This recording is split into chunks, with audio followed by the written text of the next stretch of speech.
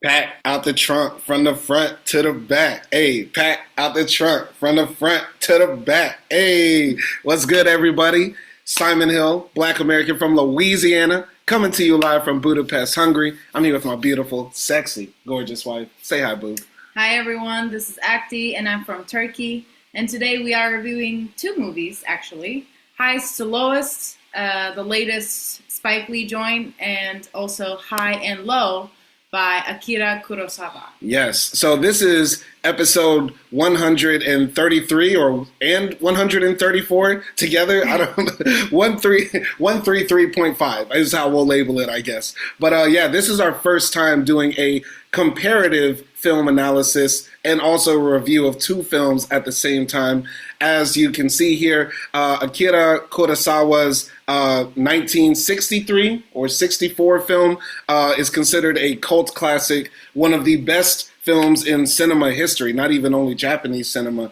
And this is one of the newest Spike Lee joints with Denzel Washington in his later half of his career, which covers the same plot of the story and reinterprets it for the modern era.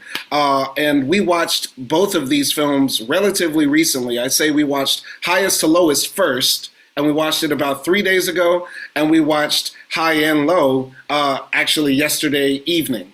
And I'm going to have Akti do the duties of her first impressions of both films. So go ahead. Well, starting with Highest to Lowest, because that's the first film we saw, I thought, okay, I liked this movie watching it. I liked the Spike Lee spice of it all.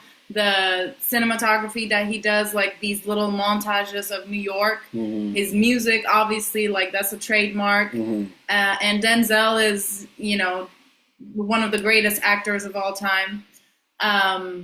So yeah, and I thought the story is interesting. It had some moral, undecisiveness, which is kind of interesting to talk about. So generally, I liked it. There were weak points, which we will talk about later in the movie.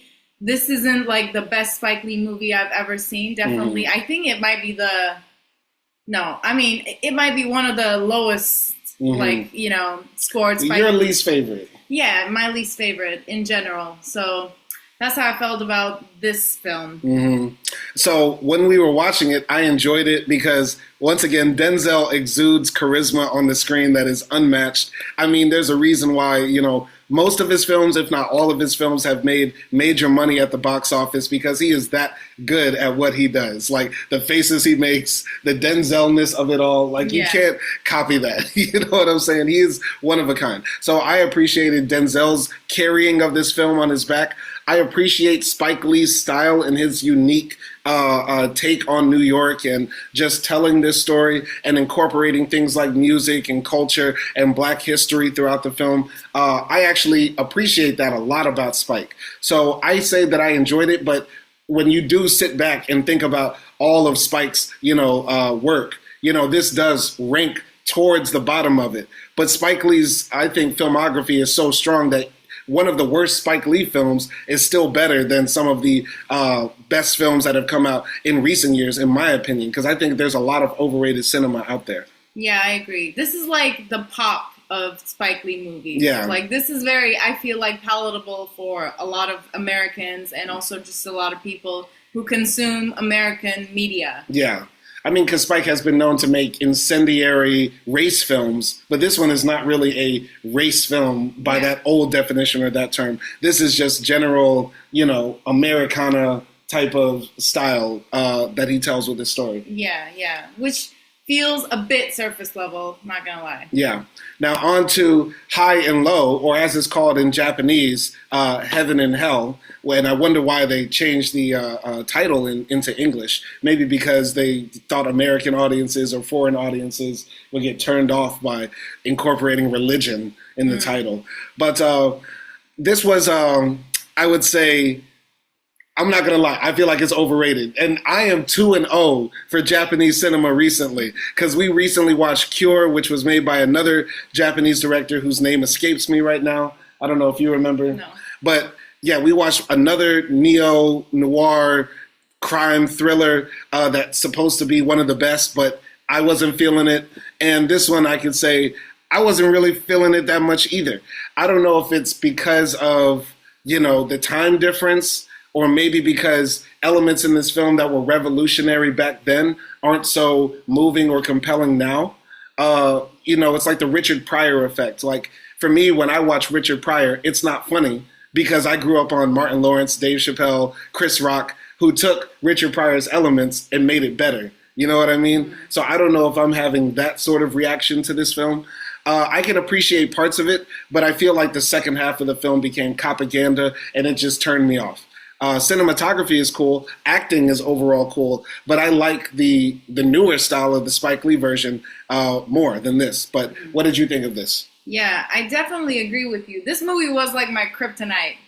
I liked the first half. The second half for me was just like, yeah, there was a lot of cop work, and usually I like that kind of stuff. Like, I like Seven, I like David Fincher, and all of that. But for me, it was just too dragged out, and maybe it was just the style, like you said.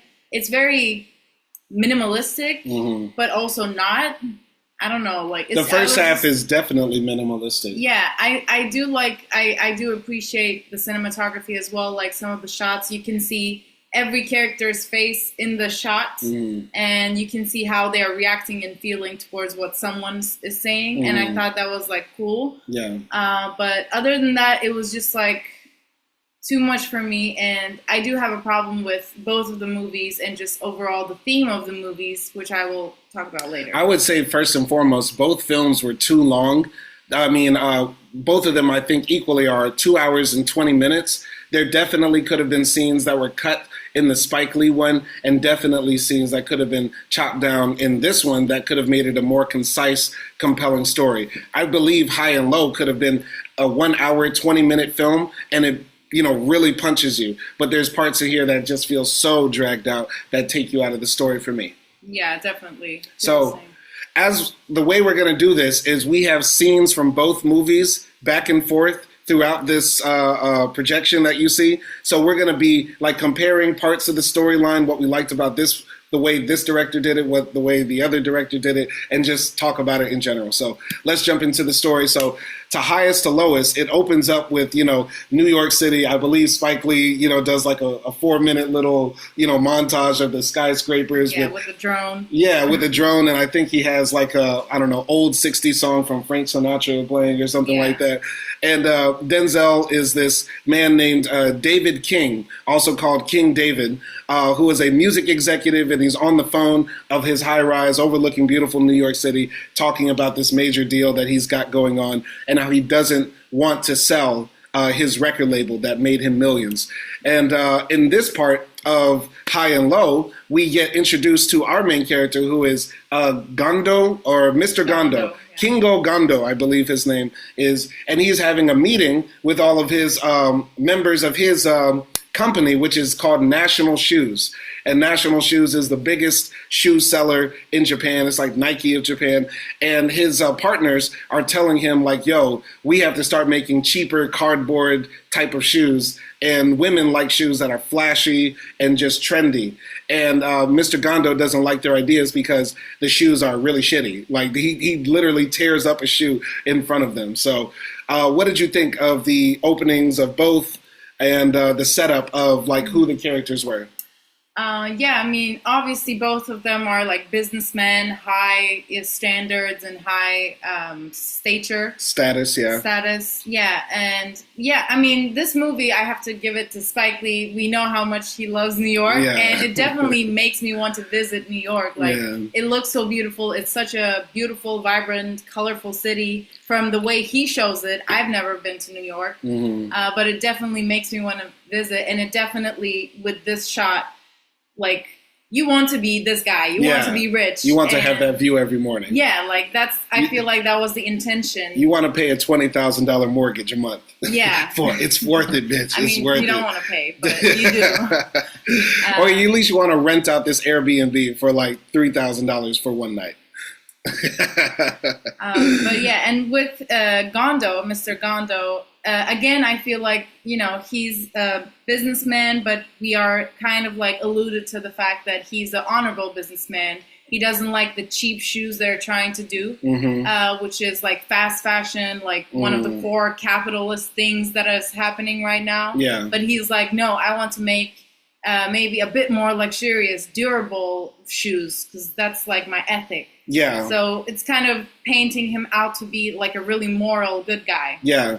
I think that was the interesting take that both films tried to do, is that they tried to make these men like moral capitalists. You know, Gondo wants to make shoes that are high quality, and, you know, King David wants to keep the music business pure with good artists and, you know, bring real music back to the forefront and stuff like that. And for me, it like rings a bit hollow. You know what I mean? It's like a guy saying, I want to make, you know, high class burgers for the people. Meanwhile, McDonald's is like right there. Like, I just felt like the entire premise, because of our understanding of capitalism, it's just like, that's like impossible. You know what I mean? You might say you're not going to sell the cheap plastic shoes, but guess what? Somebody else will. And somebody thinks, okay, I'm going to make music with AI versus the guy in the studio 12 hours a day. Like, there's no competition. You know what I mean? Yeah, yeah. And just one thing, like, yeah, maybe he really loves music and Mr. Gondo really loves making shoes and they want to do it the right way. But it also feels like the end goal is always to make more money and to have a bigger company and to have a bigger name, etc. So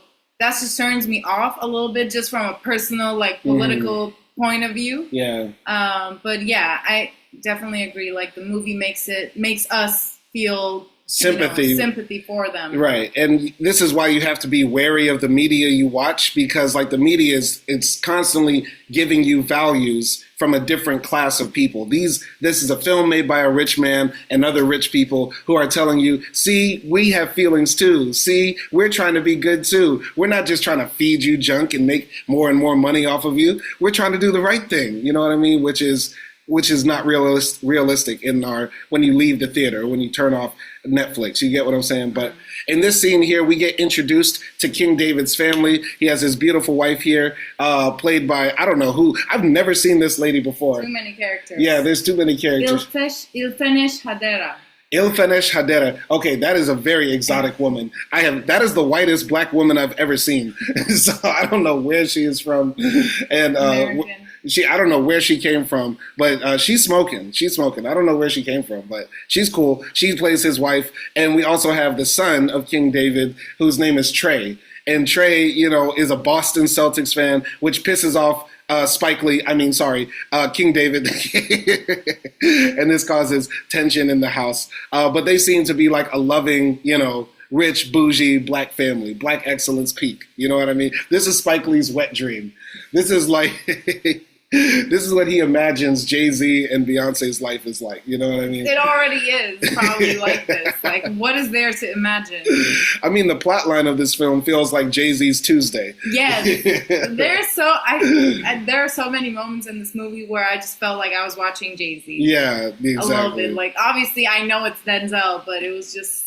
There were just so many similarities. I wouldn't be surprised if Jay-Z, you know, and Spike Lee got on the phone, talked about the film, and Spike Lee was asking questions like research, you know, on the character. So tell me, Jay, what's it like being a billionaire? You know, it's crazy. Every day I get phone calls. Somebody said they kidnapped my cousin. I don't even have a cousin. You know what I mean? Shit like that. So anyway, we get introduced here to King David and taking his son to school. And his son is telling him, you know, there's this little girl who wants to, you know, get a record deal with you. And, you know, obviously his son is trying to like smash this, you know, cutie at high school, but also using his access to his dad, you know, as a way to get laid, which is crazy, by the way. But there's also the other character here who's the best friend of Trey. And this is the, what's his name? Who knows? Don't get caught up in the names. We got two movies. Yeah, it's too much. Anyway, so this is Trey's best friend, but he's also the godson of King David. And he's also the son of the chauffeur that King David has, played by Jeffrey Wright. And so he comes from a lower class background, but he's still connected to the family, and they both play at basketball practice together. So what do you think of all this set up right here? Yeah, I think they were also trying to make him feel very like cheesy dad. Like there's this scene where they are in the car and they are driving to the basketball practice, and he's like, son, like, don't look at TikTok too much. Like, you know, you sleep 10 hours a day, look at TikTok for 5 hours. What else do you do? Like, be ambitious and all that sort of thing. Yeah. Which I felt like just was very cheesy. Mm-hmm. I did not like that scene. I was like, why they put that scene in there?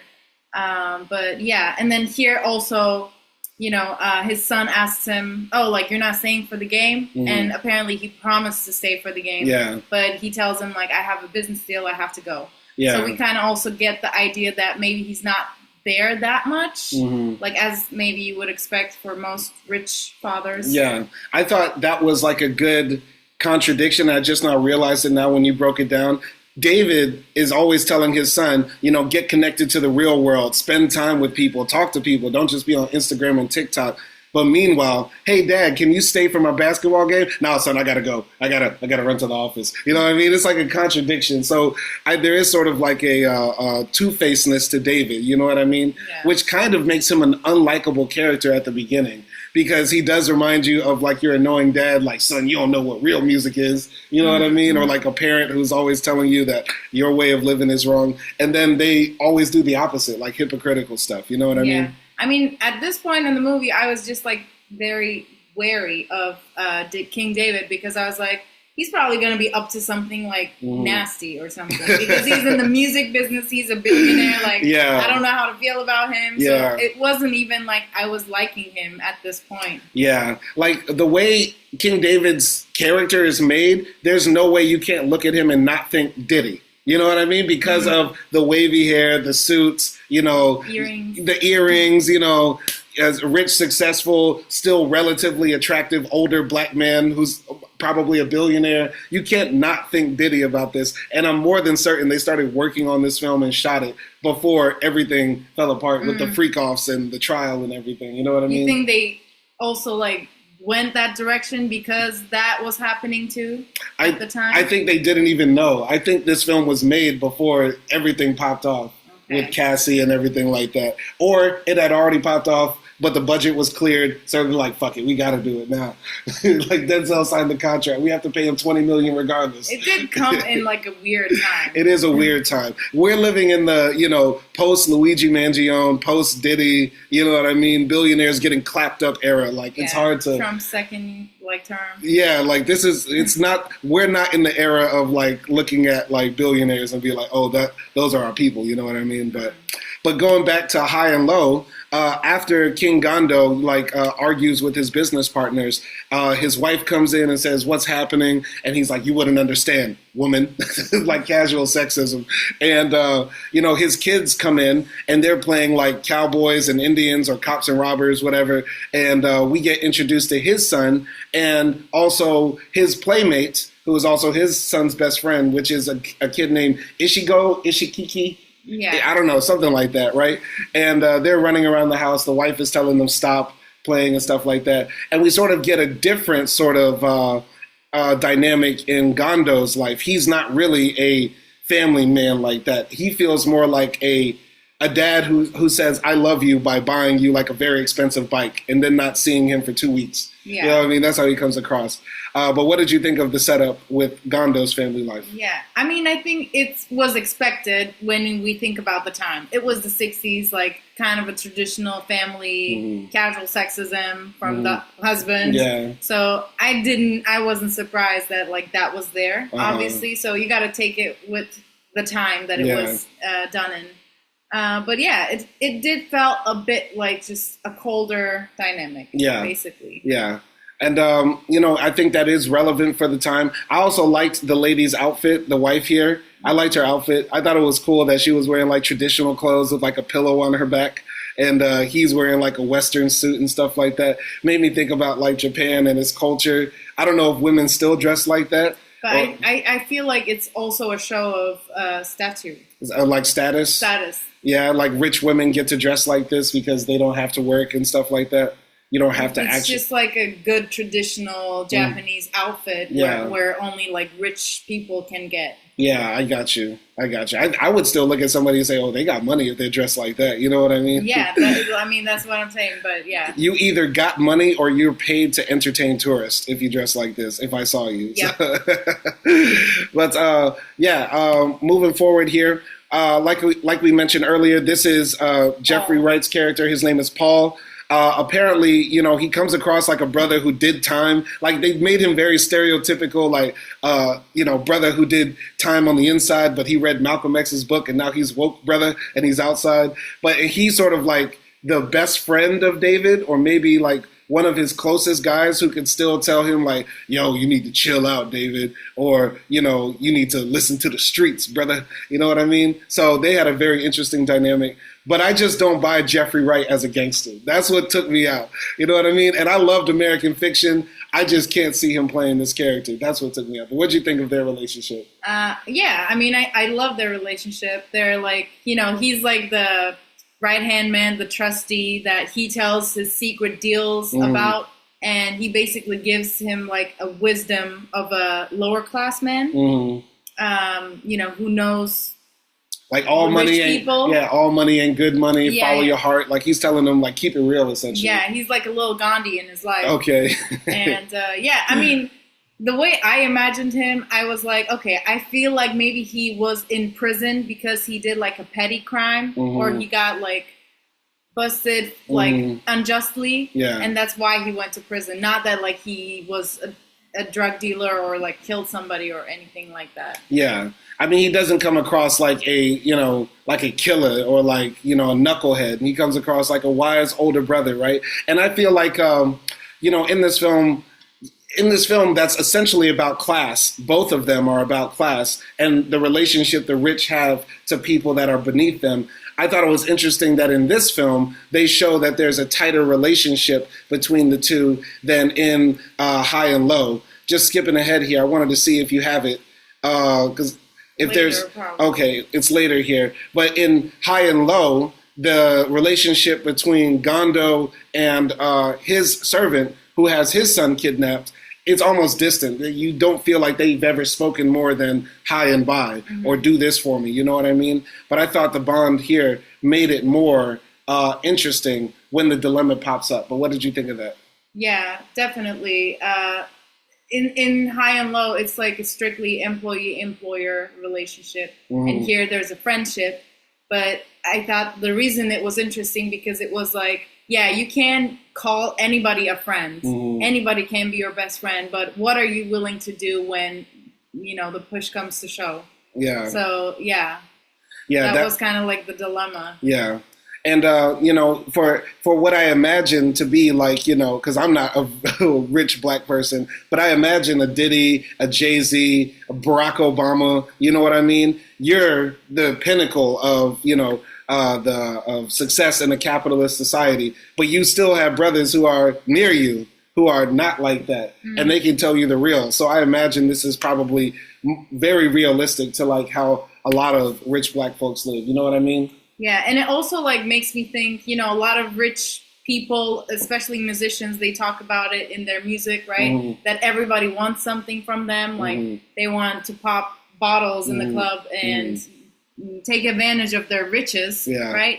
But at the same time, it's like you have the money and you have the ability to help and give other people, something else. Yeah. And I think that highlights this scene here. Like, King David goes to the office and we get this cool montage where this singer-songwriter hippie girl sings a song about, David, you're the king. I want to get signed. Put me on the casting couch, like something like that. And we get to see how David's world is. Everybody does want something from him. Artists want attention. People want, money. They want his ear. You know what I mean? He's that guy. But they also sort of frame it in this film like he's sort of falling off. You know what I mean? Like he's at LL Cool J status. You know what I mean? Like, yeah, you're that guy, but you're not that guy. You know what I mean? Like he was at the top in 2004. Yeah. And it's like 10 years, like 20 years later. I really hate how this film framed it. Like, I've dedicated 20 years of my life to this business. You mean like the year 2004 5, bruh? Like, are you talking about the year like Young Jeezy came out? Like, the same year Christina Aguilera dropped Dirty is when you entered this music business. Wow, I'm not that good with dates. But still, like that, like 20 years ago is not like, you know, peak music era. That was like Napster. That was Backstreet Boys. That was like, you know, Britney Spears was like on her maybe 3rd album. Wow. I mean, I guess then that's like timing is kind of weird. Yeah, like, and he made it sound like back in my day the music industry was pure. Maybe that's a plot hole. And the biggest song the year he came out, "Who Let the Dogs Out?" Ooh. Like, back in my day, music was good. That's silly, man.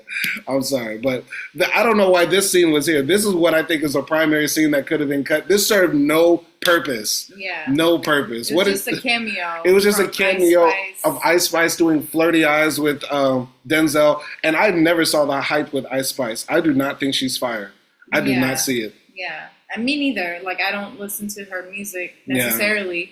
I don't hate her either. Like, she's just there for me. Yeah, this just felt like, you know, like throwing some meat to the wolves. Like, hey guys, y'all want to see Ice Spice? Yeah, like yeah.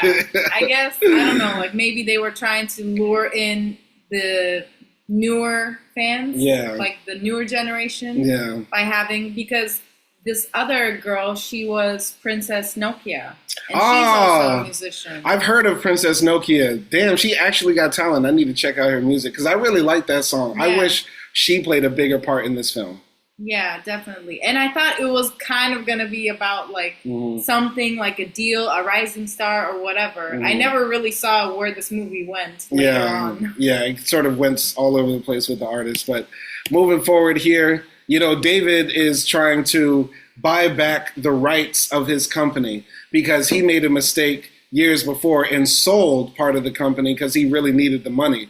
But now he wants to buy back the company he started, which is getting slowly bought out by its competitors, and all the other people who started it with him want to sell too. But he's trying to convince this guy here to sell him back his shares, which I think is a very interesting concept, you know, trying to get back on top, trying to regain ownership. And I think this part is sort of like an allegory for, like, you know, Black people's cultural control of the capital we make.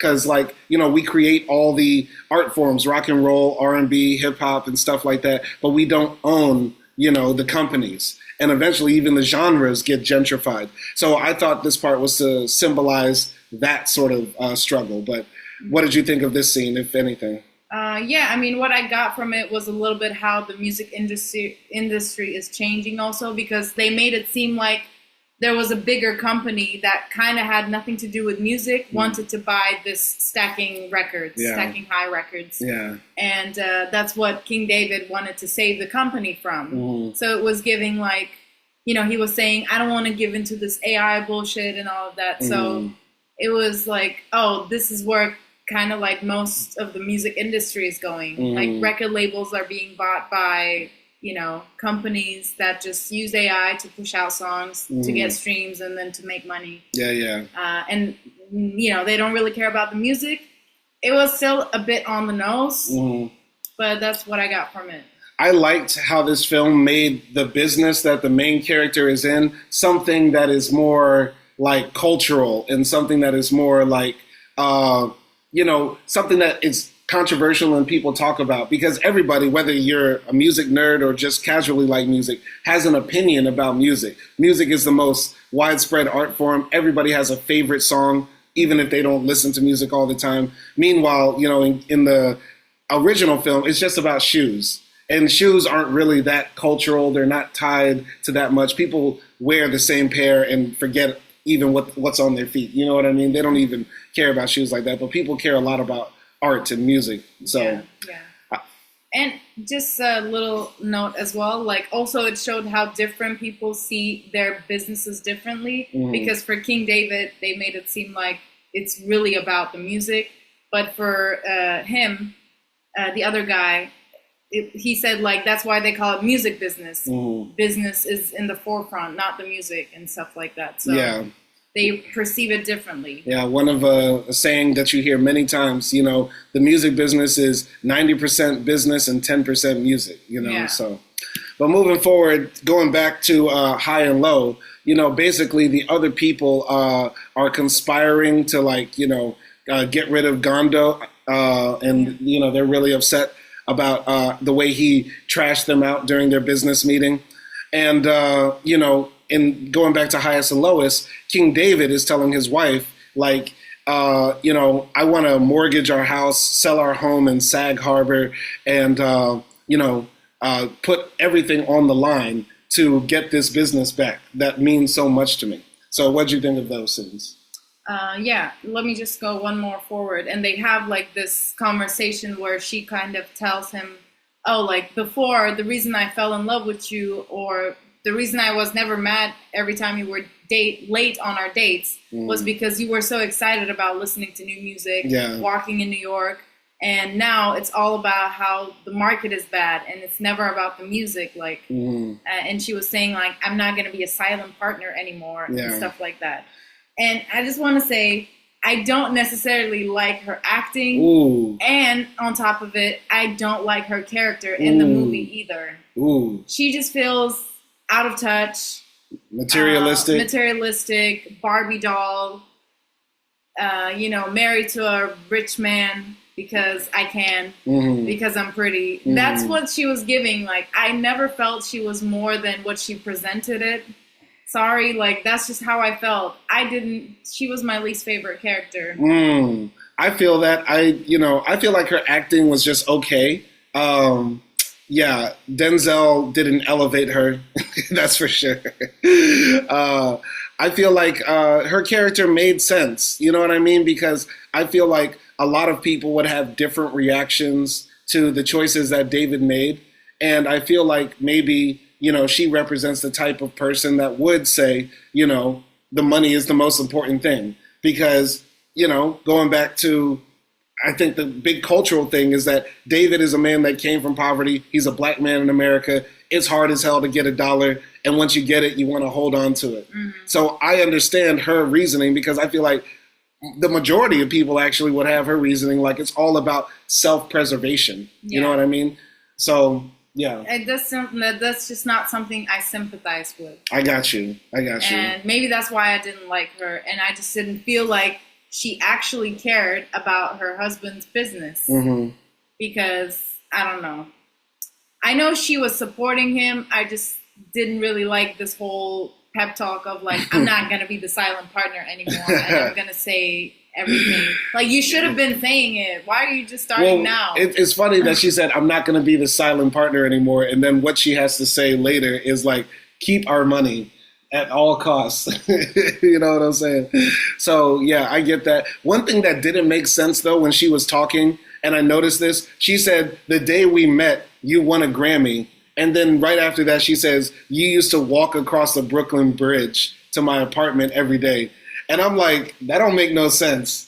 How do you win a Grammy one day, but you don't have enough money to buy a car or a train ticket? No, it wasn't he had to walk. It was he wanted to walk. That don't make sense. To listen to music. That's the Brooklyn Bridge right there. Look at that. That's a long-ass walk. You go out to the park to walk for an hour and listen to music. I sure do, but I'm not in New York. Hypocrisy. But that's a long-ass bridge, my guy. That's crazy. Well, it's a nice bridge. It's across the river. It is a touristic site, but it's like the chain bridge here in Budapest. Do you walk across it every day? Well, it's 1 hour away from my house. It's not by 1 hour. walking. No. It's okay. By walking, yeah. I wouldn't even say that. It's more like 30 minutes, but okay. I digress. Sorry, the dialogue took me out. Shall we continue? So, we also get the same sort of conversation here with Mr. Gondo, who actually reveals the opposite situation for David. He has been secretly buying parts of the company for years, and he lied and told his partners that he only had 23%, when really he has 40%. And he just closed the deal on the phone by $50 million to buy the last 9% he needed to have the controlling shares. And his plan is basically to, run everybody else out the company and take control of it for himself. So what did you think of the different approach of the main character, if you even think it's important? Because I think that is a major distinction. I mean, I don't know if it's that different. because he is still like, it's not like he's leasing his house, I guess, because he didn't say that, but he did. No, he did. He said he put up everything. He borrowed against everything. He even has a quote in here where he says, "I don't even own the clothes on my back. I borrowed against everything." Yeah, so, okay, then it's kind of pretty similar, but he just, like, did everything without telling it to anybody, which is, once again, I feel like it's reflective of the times. It's not like he's about to sit down with his wife and discuss, like, the financial matters. Yeah. But David did the same thing, too. You know, he didn't really discuss. He just said, "I'm doing this." That is true. Yeah. Yes. Yeah. I mean, I guess. But, I mean, that's just a shitty move, like. I think talk to your partner. I think the major difference here is that, you know, Gondo is kind of being a snake, right? And the way the film is set up, it sort of makes you sympathize with him, like, oh, he's smart, strategic businessman. When really he's trying to fuck over his friends, low key. Like are they his friends though? They just have a disagreement. Like, yo, bro, we need to glue shoes together and sell them bitches for $5 a pop. And Gondo is like, oh no, we will sell them for $20. We will make hard steel shoes. I don't think I would call like my business partners my friends. Okay, either way, you're about to fire some guys and, you know, kick them out of the business after you lied to them about how much you own of the company. Yeah. That's some snake shit. It is. But I feel like that's just like how capitalistic businesses work. You think so? Yeah. Yeah.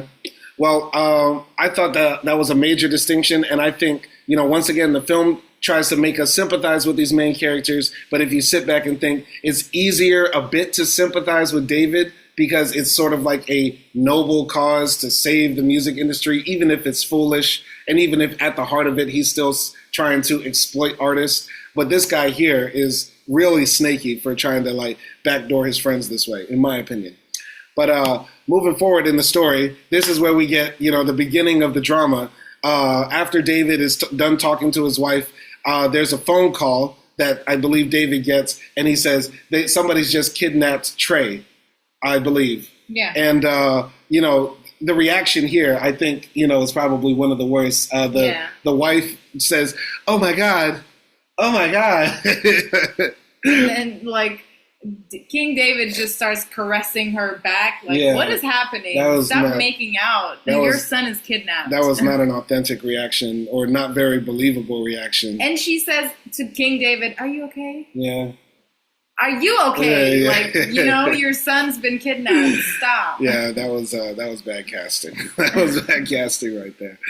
I believe next we also get the same thing. There's a phone call that comes, and Gondo hears, you know, my son has been kidnapped. The wife does a better job in reaction here. Yeah. I think that was a much better reaction. So, definitely. Moving forward here, the police come.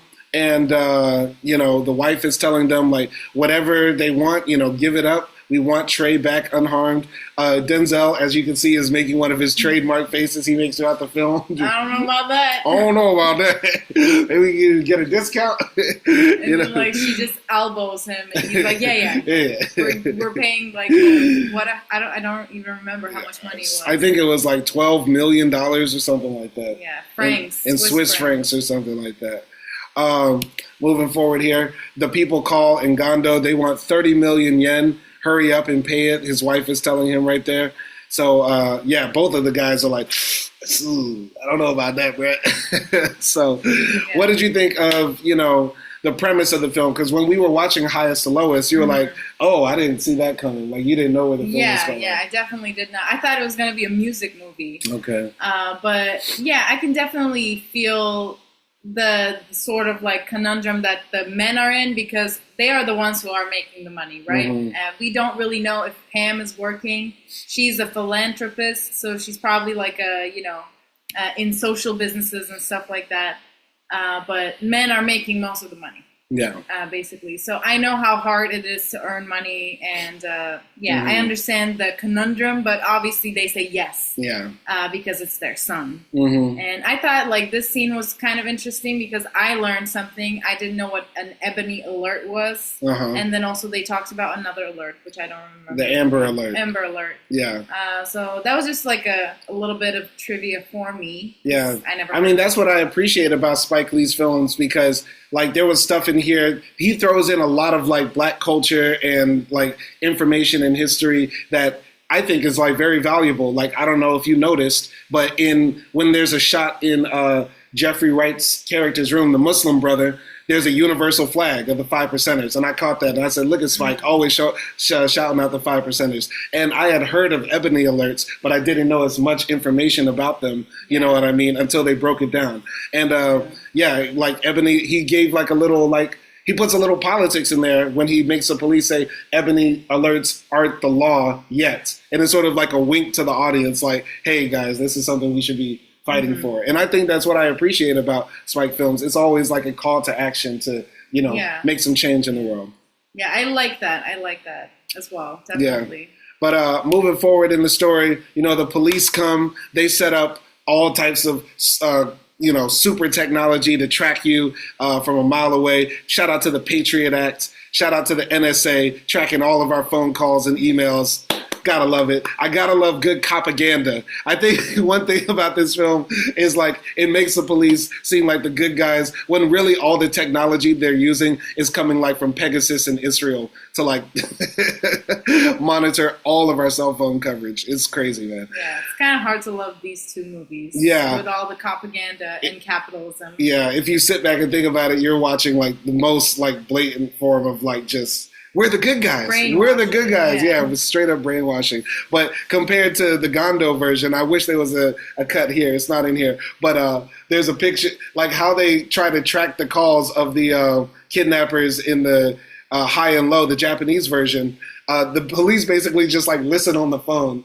Like the phone is to one ear and another cop is to the other ear like this. I thought that was cool. But yeah, the police are like asking questions to the coach. Played by Rick Fox. Shout out to Rick Fox.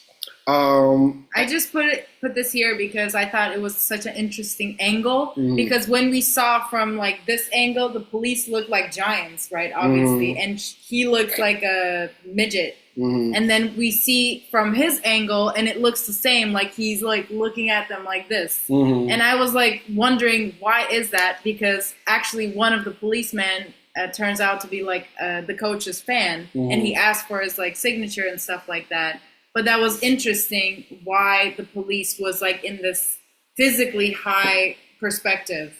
I thought, you know, once again, like what I appreciate about Spike Lee's point of view when he tells these stories is that it's impossible to tell a story about police and black people in America and make it just seem all hunky-dory. Like we're all just going to get along and work together. Like the police in this film are sort of like intimidators. Like, you know, they're not smiling. They're coming to help and just ask questions. But really in their mind, like, oh, you're a suspect too because you're black. You know what I mean? Yeah, you might be the coach. I might be a fan, but don't reach for my gun. Don't resist arrest. You get what I'm saying? Yeah, and I think this was maybe one of the parts where he was alluding race more because when we look at all the police that came to their house, it's a diverse group of police. And here, two white policemen are questioning the coach who's black. So I don't know if you have interesting choice. I don't know if you included this scene here, but there was a scene when Jeffrey Wright's character, the Muslim brother, he's being interviewed by the police about what he knows, and the police are just like staring at him, especially the white cop. He's like, do I know you from somewhere? And he's like, no, I don't know you from somewhere. He's like, yeah, I know you. And it's obviously alluding to this cop might have arrested him in the past or saw him in prison and stuff like that. Yeah, I didn't put it here, but I definitely remember. I like this more if this is what it's alluding to, just like this hint to this sort of different thing. If he's going to talk about like racism in the police force and things like that. Yeah. But, you know, we get a little conversation between, you know, David and I forgot his character's Paul. Yeah. They're sitting in the study and they're talking about the situation. And, you know, Paul has connections to the streets. And he's telling David, like, listen, David, I don't, you know, have much, but I got the streets and I can find out what the streets know about what's happening to your son. So he's coming to him for help because he's telling, you know, David how much he appreciates everything he did for not only his life, but his son's life as well. So what do you think about that? Yeah, it was like, you know, this man who doesn't have a lot and really can't do anything, but he's still trying to be there for his friend. And it just showed like their bond. Yeah. Yeah, I like the bond between them in this film, man. I think they should do more films together, Jeffrey Wright and Denzel. Yeah. Write another script. Let's get another one. And no remakes, man. Another one. So they find Trey. It happens only, 10 minutes later in the film or so. They're very happy. The family is, excited. But they also, in High and Low, the little boy comes out and says, Mommy, when are we having soup for dinner? Or something like that, right? And, he hadn't been kidnapped at all. And in the High and Low, the kids are much younger. And they're so young, it doesn't even feel like they're aware of what's happening around them. Mm-hmm. And I kind of like more how in Highest to Lowest, they're older and they're more aware and a part of the story. So Yes. I guess we will also talk about it, but I just didn't like the fact that Paul was just so not aware of where his son was. Mm-hmm. We will get to that too, but that just also felt a bit stupid. Okay. Like, how are you not hearing from your son when there's a kidnapping? There is a plot hole too, like if you... maybe he called his son and his son didn't answer, and maybe that's normal, Aren't they supposed to interrogate his son too? That's true. Like, he's, with him together all the time. That's true. I didn't even think about that until now. That is a major plot hole. Yeah. That is a plot hole, because, the first thing, if I heard your son got kidnapped and your son was with my son last time, I'm going to call my son to see what he knows or if he's okay. Yeah. But that didn't seem to happen. Yeah. Interesting. Very interesting. And, he was saying, I want to, call him. I want to go find him. He's not picking up. And police was stopping him. And it's so stupid. Police should have been the first ones to interrogate him because he was with Kyle or Tyler or whatever. Maybe they knew that the entire time and they didn't want to tell them. Maybe the police knew. I don't know. No, it was before the boy showed up. Maybe. But basically the police tell them, hey, we took Kyle, or the kidnappers kidnapped Kyle instead. When Trey shows up, they pull Trey out of the back of the car, and he's perfectly okay. And the thing is, they kidnapped Kyle by mistake because when the boys were playing in the gym, the boy took the green headband that Trey was wearing. So the kidnappers thought when they saw the green headband, that's Trey. Mm-hmm. You get what I'm saying?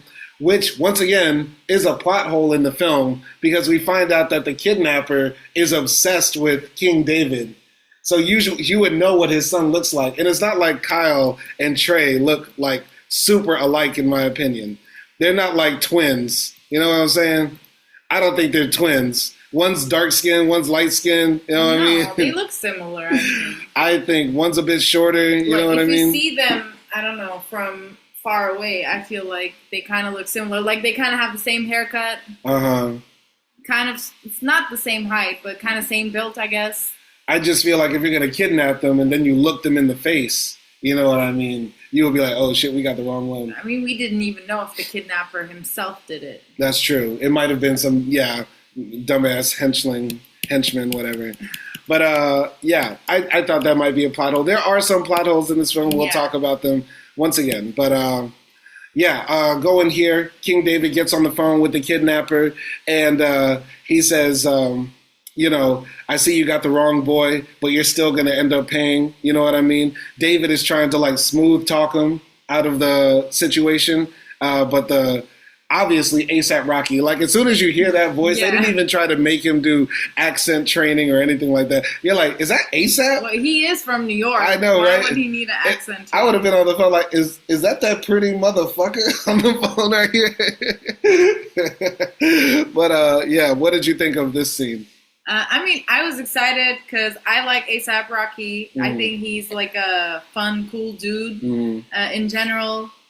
Kind of okay with his music. Yeah. But I was finally kind of excited that he was introduced. And this was kind of where things were getting hot. And you have this phone call with the kidnapper.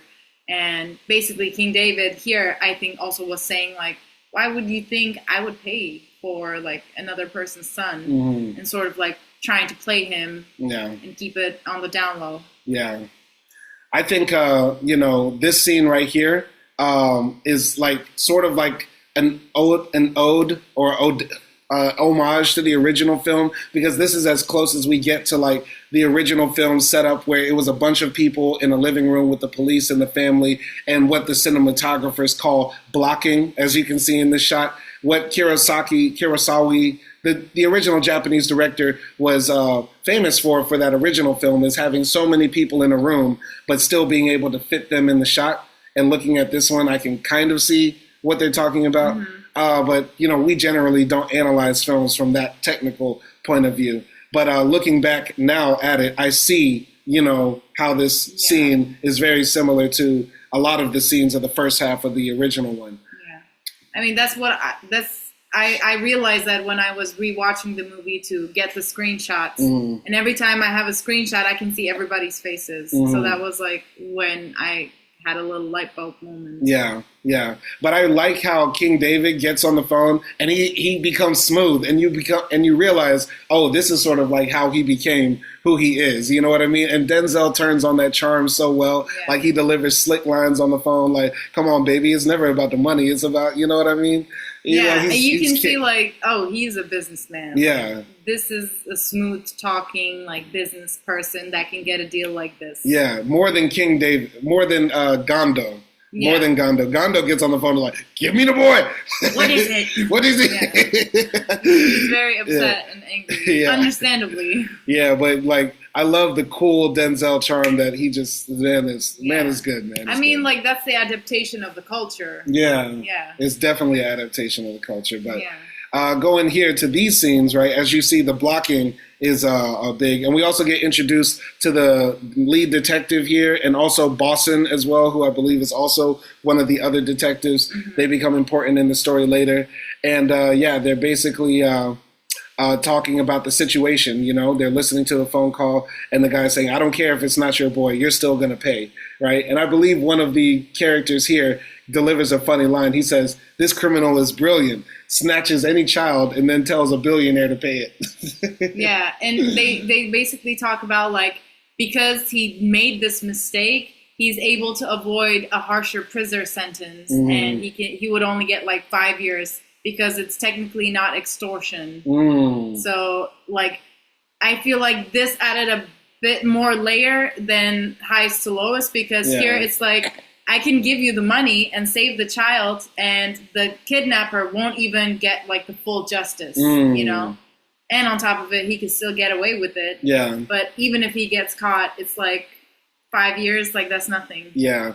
I wonder if that could be a great way to extort billionaires, though. Like, which would be horrible. It's a horrific crime. But what if somebody did just start kidnapping children and started filming, like, I don't know, Al-Qaeda-like videos, and say, "You look at this little baby, Elon Musk. You want this little baby to die? Send the 12 Bitcoin right now to this wallet." You know what I mean? Yeah, I think they will let the baby die. Donald Trump. I think we all know that. Elon will be like, "What race is that baby?" And on top of it, like, it's kind of a bit going ahead, but then later they decide that it is actually extortion, because they say he's torturing you by calling you all the time and like causing you the psychological distress. So we can count it as extortion. Yeah. But I like how this film asks a philosophical question, essentially like, what is a person's life?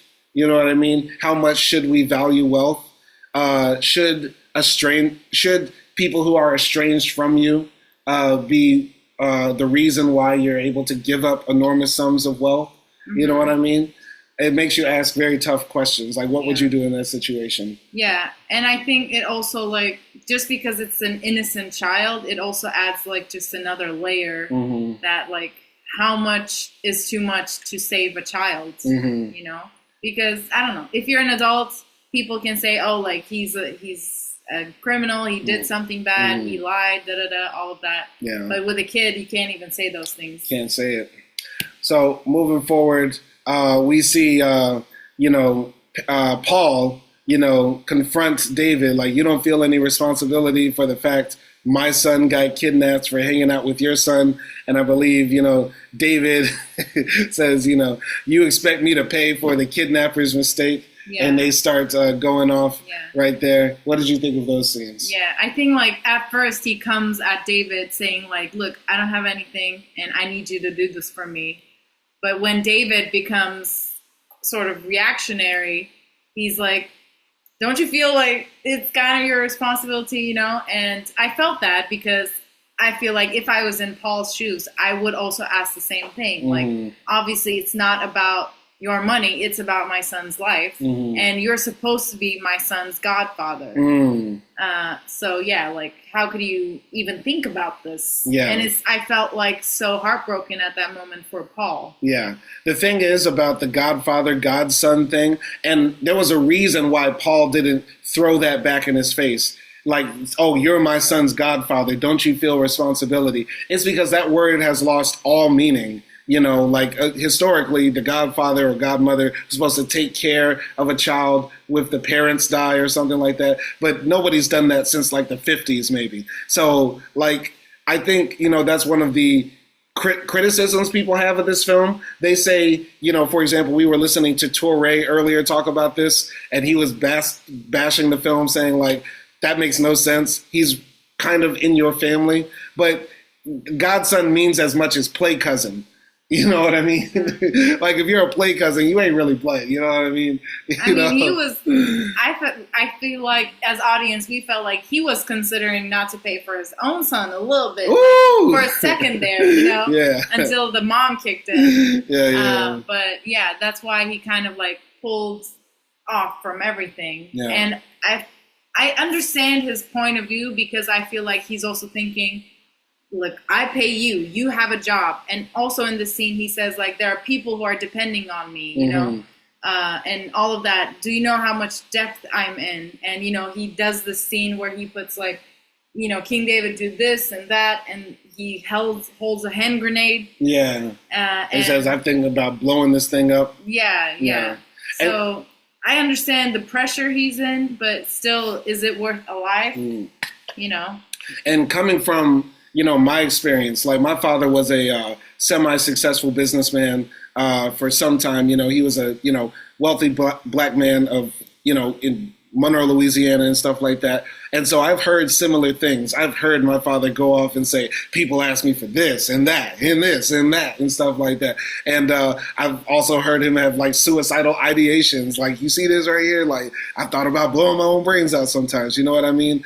And yeah, I felt like that was very real because I feel like regardless of race, that's like a pressure that a lot of like very successful men, especially like if you're a guy who clawed your way out of the dirt and mud to end up in the New York penthouse. You know what I mean? You probably have so, like, blood pressure and cholesterol levels through the roof, my guy.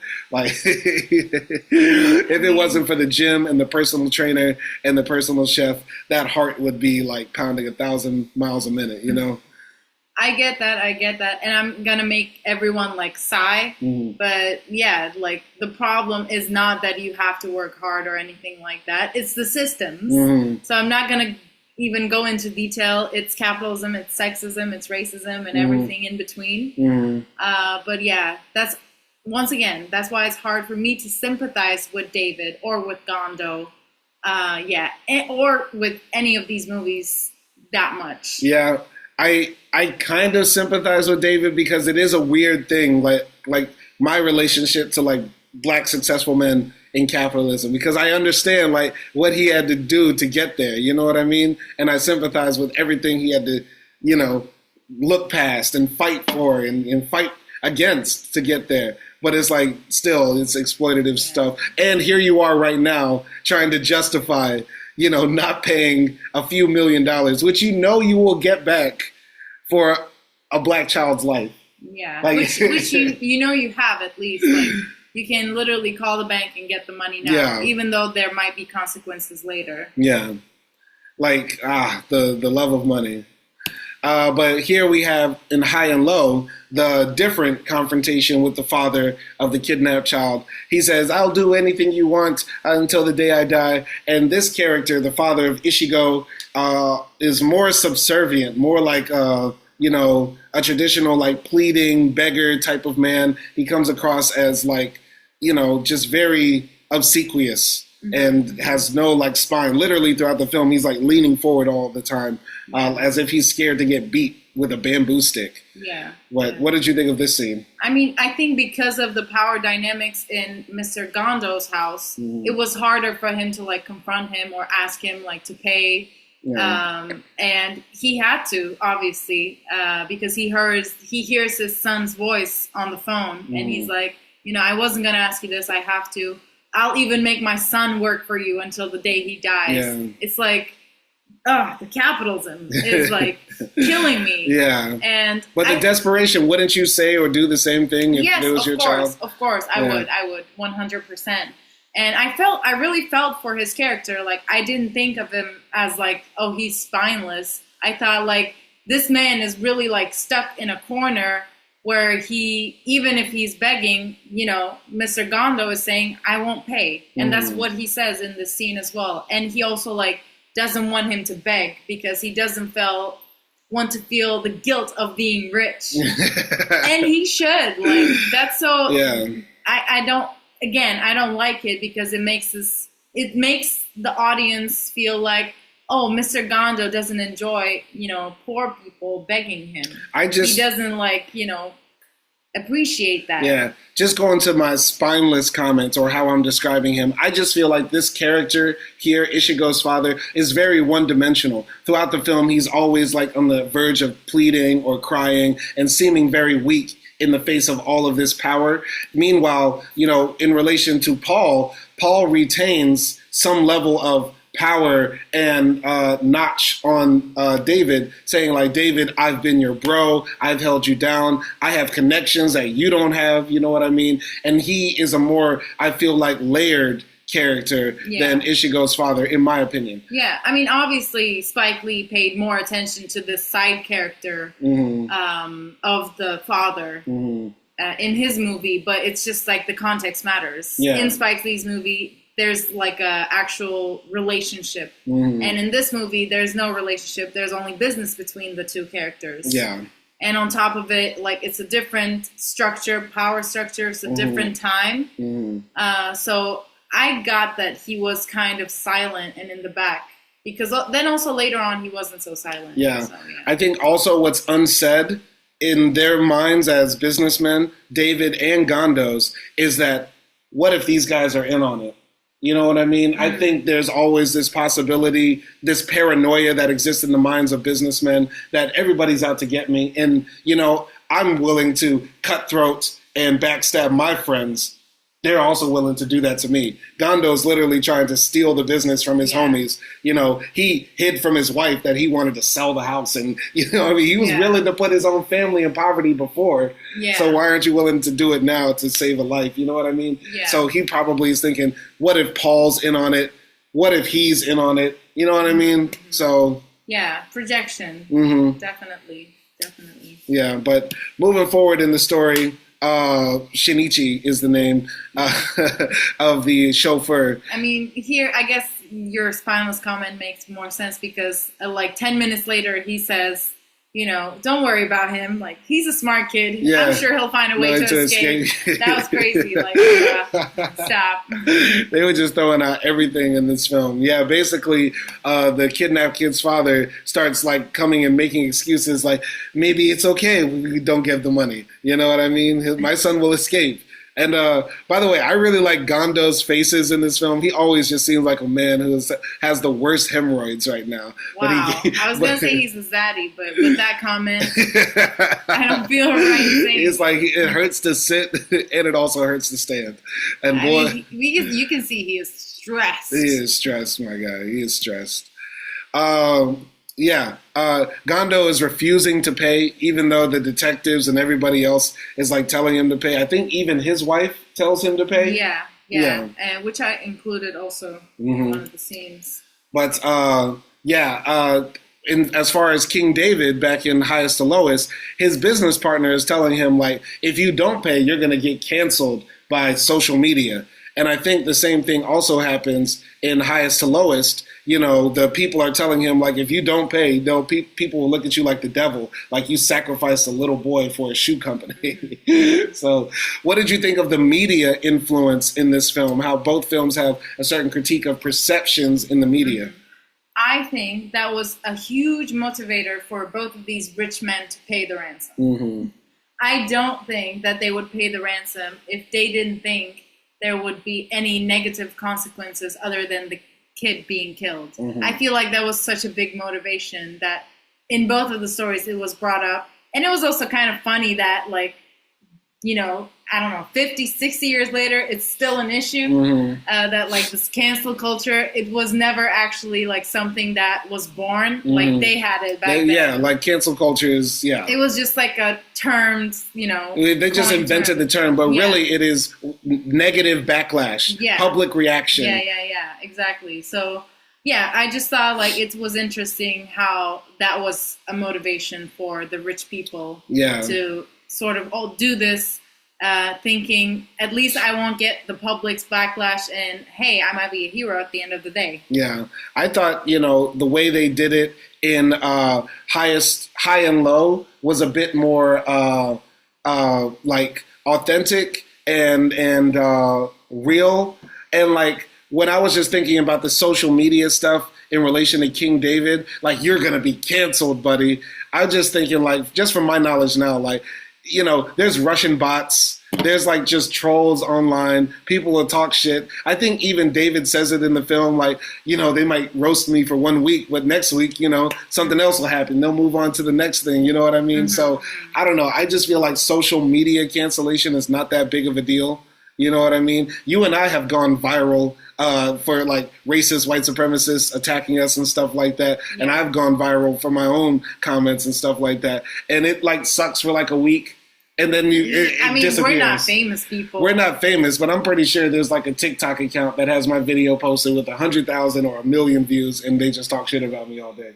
I'm pretty sure that exists, and I don't care, and I don't even feel it. Wow. You know what I'm saying? I mean, I don't know. Like, does Diddy have the same power now after everything? That's true. I don't think so. Yeah. I think there will still be people who boycott that sort of thing. And there will be people who don't care. Like, I do get that.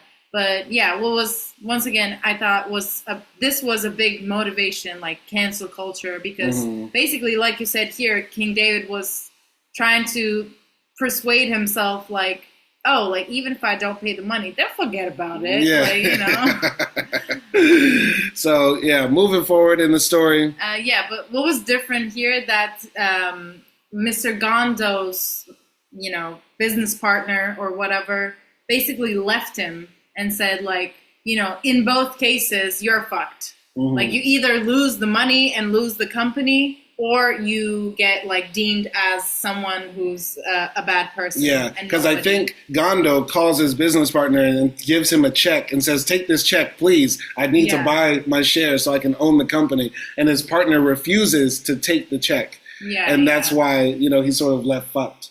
Yeah, exactly. And he also says to Mr. Gondo, like, you don't have enough, you know, courage to do business. Like, you're too sensitive and things like that.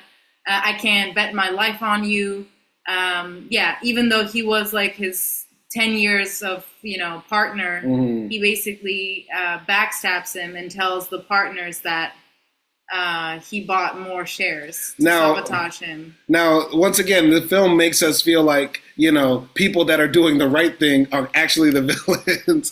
Because this is actually one of the heroes of the film when his business partner says, like, I'm not going to do this because you know you wrong for letting that little boy die and you want to give me a $50 million check to buy Nike. Yeah. Like, you tripping. And on top of that, I also told everybody that you a snake and you trying to buy out the company. And here you are saying, this guy's a backstabber. He's a saboteur. He's a saboteur. Yeah. He's really the hero. If it wasn't for this guy, the film would have been over in 40 minutes.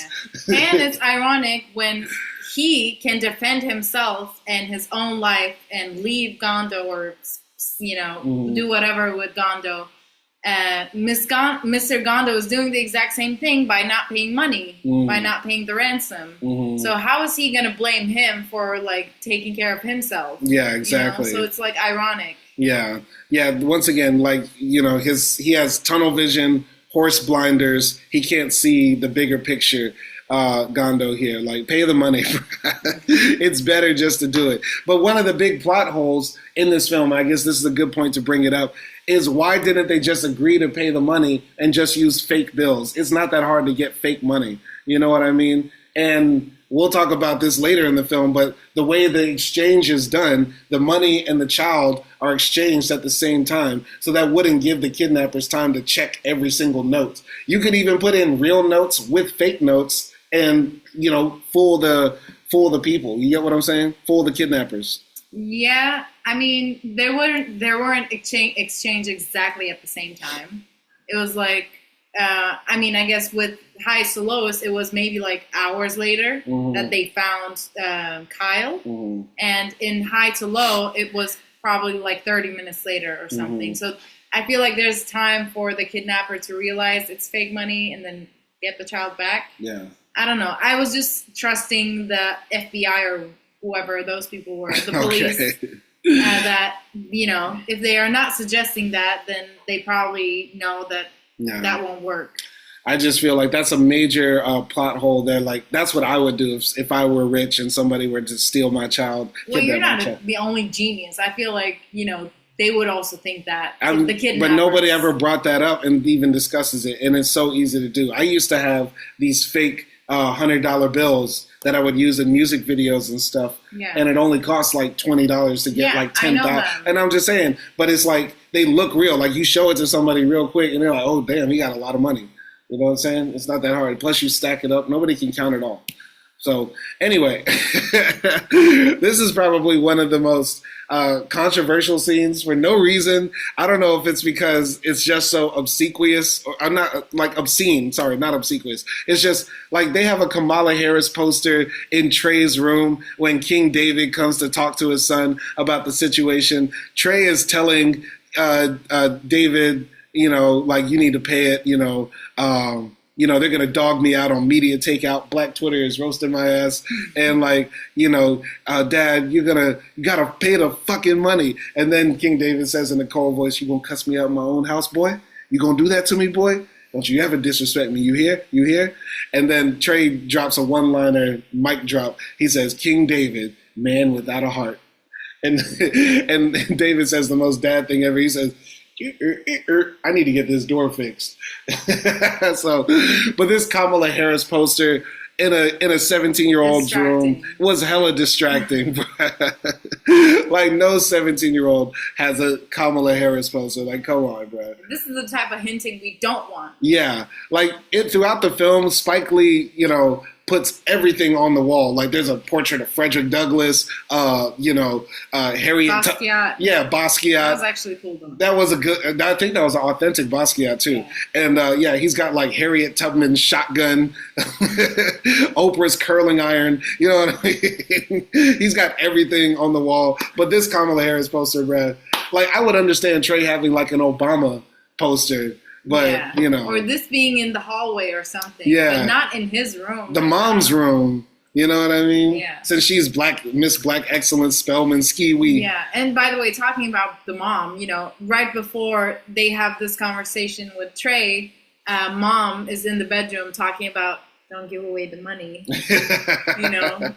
Offering him some coochie, like, to not give away the money. Kind of. And then, you know, I felt like King David here got that boost, you know, like, I'm doing the right thing. And then he came into his son's room and his son was like, are you stupid? Like, give the money and save my fucking friend. I just thought the reason that Trey gave was just kind of silly. Like, Black Twitter is, they're making memes of me, Dad. It was. Once again, it made me think, like, mankind is just bad. Yeah, social media has ruined our interactions and lives, which social media in this case is telling you to do the right thing. But you shouldn't let social media make your, you know, major life decisions. I know. Yeah, it should be your heart or something. Exactly. But moving forward in the film, there's more discussion here. Go ahead. Yeah, in this movie, the wife is sort of like the defender of Mr. Gondo giving the money. She's like, you was willing to pay for your own son. Why don't you just pay for him? And when the driver actually like collapses on the floor, he picks him up and says like, don't worry, I will talk to Mr. Gondo. And she even tells like, you know, my kid is young, but he's aware of everything and he feels responsible and I feel responsible. I think we should pay. So she's always pushing it. But when she has like this private conversation with Mr. Gondo, he basically says like, "Oh, you're just like a rich girl. Like you were born into big houses and cars. You wouldn't know what life would be like without anything luxurious. You wouldn't be able to survive." And he sort of like puts her out. What this part made me feel like is that this film about class shows the difference between old money and new money. And like old money, they don't really value wealth. They just think it is sort of natural. Because I think Gondo was making a good point. Like, you don't know what it's like to struggle and fight for every dollar. So there is, like, as this film is talking about the lower classes and the higher classes and how they look at each other and kind of despise one another, there is still, even among rich people, a difference. You know what I mean? Between that granddaddy had it and I just got it. You know what I mean? And I thought that was very interesting. What did you think about that? Yeah. Once again, I think it was also the difference of like, you know, whoever is earning the money, especially coming from like not the rich class, like you said, knows how hard it is.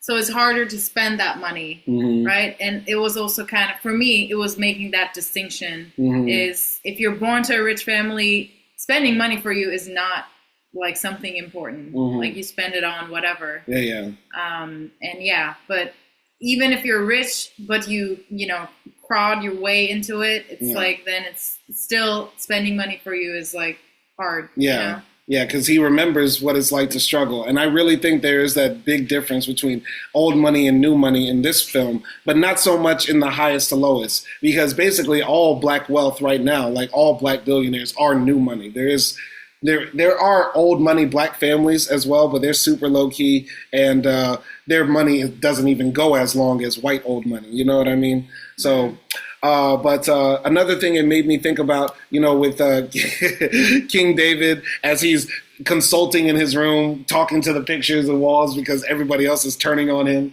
except his wife, kind of. He's talking to James Brown and stuff like that. And it made me think, like, you know, how when you get money in the capitalist system, especially if you clawed your way to it, you're more tight with it. Exactly like what you said earlier. And it's like, that's a form of capture that is hard to break out of. You know what I mean? And that's so bad. Like, that shouldn't be the goal in life, to have more wealth, to have more money, to have more clothes. Like, I don't know. And, you know, I've been guilty of that for sure. And I'm not saying this like I'm some sort of enlightened person. And I still engage in consumerism, and I just try to like stop myself because it's just like seems more pointless now. But I just felt like both of these movies, but especially Spike's movie, because it was in 2025, it was just so blind to this fact. Yeah, to the and class, that was so annoying. To the class element, or like the way David has been co-opted into the system. Yeah, just like the importance of staying rich and being rich, you know? Yeah. So I think, by the way, good job acting on these slides. These slides are hilarious because the Denzel faces throughout this film, he's making the face permanent like he made a nasty fart, but he doesn't want to admit it. I just ate beans. Yeah. The doctor told me no, but I did it anyway. Yeah. Like he's looking at you like that guy at the bar, like you're on a vacation somewhere and he's like post-divorce and he just really wants to get it off his chest, but he still has like, you know, toxic manhood and he can't admit true emotions. Yeah. You know what I mean? He shook your hand, but just before that he scratched his nuts. Exactly. Just nasty shit. Just nasty. Or anyway, so the cop guy tells him, like, would you be okay telling the person that kidnapped the kidnapper that you'll pay the ransom? And Denzel's like, yeah, I guess so. No, he said no. He said no again? He didn't say anything. He didn't say anything. And then the cop said, I understand. And then he just left. Oh, okay. He didn't even want to say that. I thought, okay, sorry, I made a mistake. Yeah, so the cop asks him, and David's like, he did like, he said, and that's it. He did the Denzel face and said, okay, I understand. Shout out to this guy who played the detective. He was a good actor, but I felt like this scene could have been used to like attack this thing from like another angle. You know what I mean? And I think going forward, High and Low did that because I felt like in High and Low, the police had a bit of a more force into trying to convince him like to pay. Obviously, they didn't force him. They didn't, take sides or anything. They didn't choose sides, but they were also saying like, we know you're not obliged to pay this money, but our first priority is keeping the child safe and things like that. So I felt like it was a different perspective, and it was also pushing Mr. Gondo to do the right thing. That's a very good point. Like the compulsion from the police on Gondo is much more hard. You know what I mean? Yeah. It's very interesting because technically, to solve this crime, they could make him say something. You know what I mean? But they both kind of handle these rich people with like kid gloves. You know what I mean? Yeah. Like, oh, could you please do this, Mr. Gondo, Mr. David? Okay, if you don't want to, we'll be here to help you. You know what I'm saying? Yeah, definitely. But moving forward in the film, I think finally he caves in. Yeah, he caves in. And I believe David walks into the kitchen where Paul is with his wife and his son. And Trey says, we're going to pay the ransom. And, they give everybody a big hug. And I think then, Paul does salats on the ground. And meanwhile, we get a shot of Kyle locked up in a bathtub with horrible trap music blasting through the walls. Pack out the trunk from the front to the back. Hey, pack out the trunk from the front to the back. Hey. And yeah, that's how we find out Trey is going to get saved. What did you think of it when, he finally said he was going to pay the ransom? Obviously, I was happy. I still felt like, even though I was happy, I felt like Paul had this sort of now thing over his head, that he's feeling responsible to this guy for the rest of his life, and he's gonna just have to do that just to save his son's life. Yeah, I don't think he cared about it at that moment because obviously all he wants to do is save Trey. So yeah, I don't think it was that noticeable, but I just thought about that automatically in my mind. And I really liked the shot where he was praying and then we see Trey and it just sort of went back and forth a couple of times. That was really cool.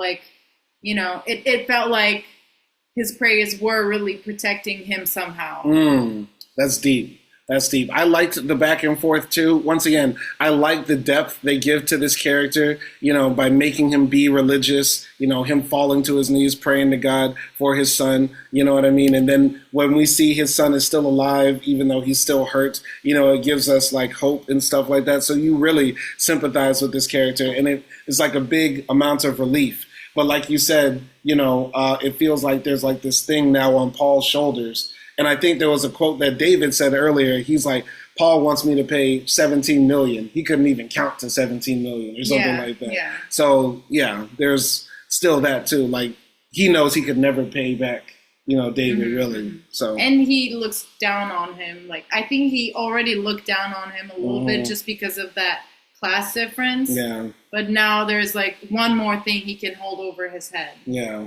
That's a very good point. Yeah, it's the friendship they had, I like their dynamic, but it is sort of fake. It is kind of like fake friends, you know what I mean? At the end of the day, he's like, yeah, Paul, I could fire you, you know what I mean? I could find another, brother who will do the job, maybe even for cheaper, and will give me less lip. Yeah. You know what I mean?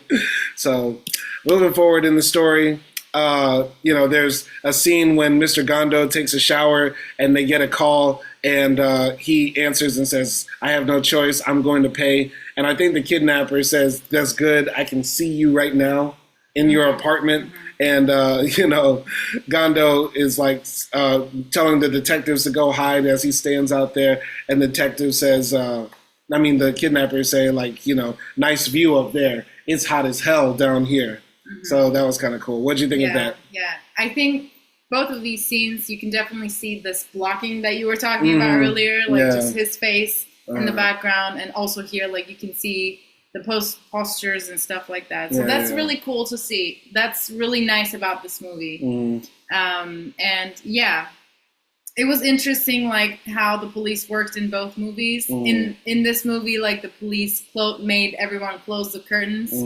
And they came in dressed as delivery guys and something like that. Yeah. So that was interesting. And obviously also here, I was happy.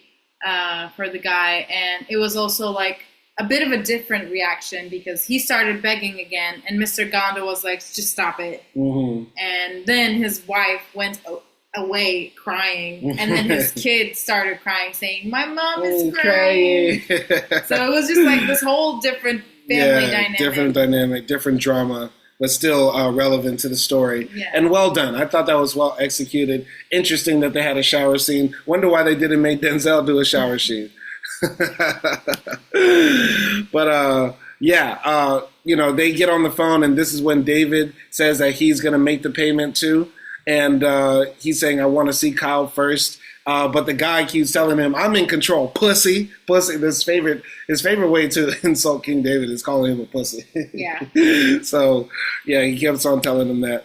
And so they get the money in Swiss franc notes, which is like small enough that it equals like $17 million.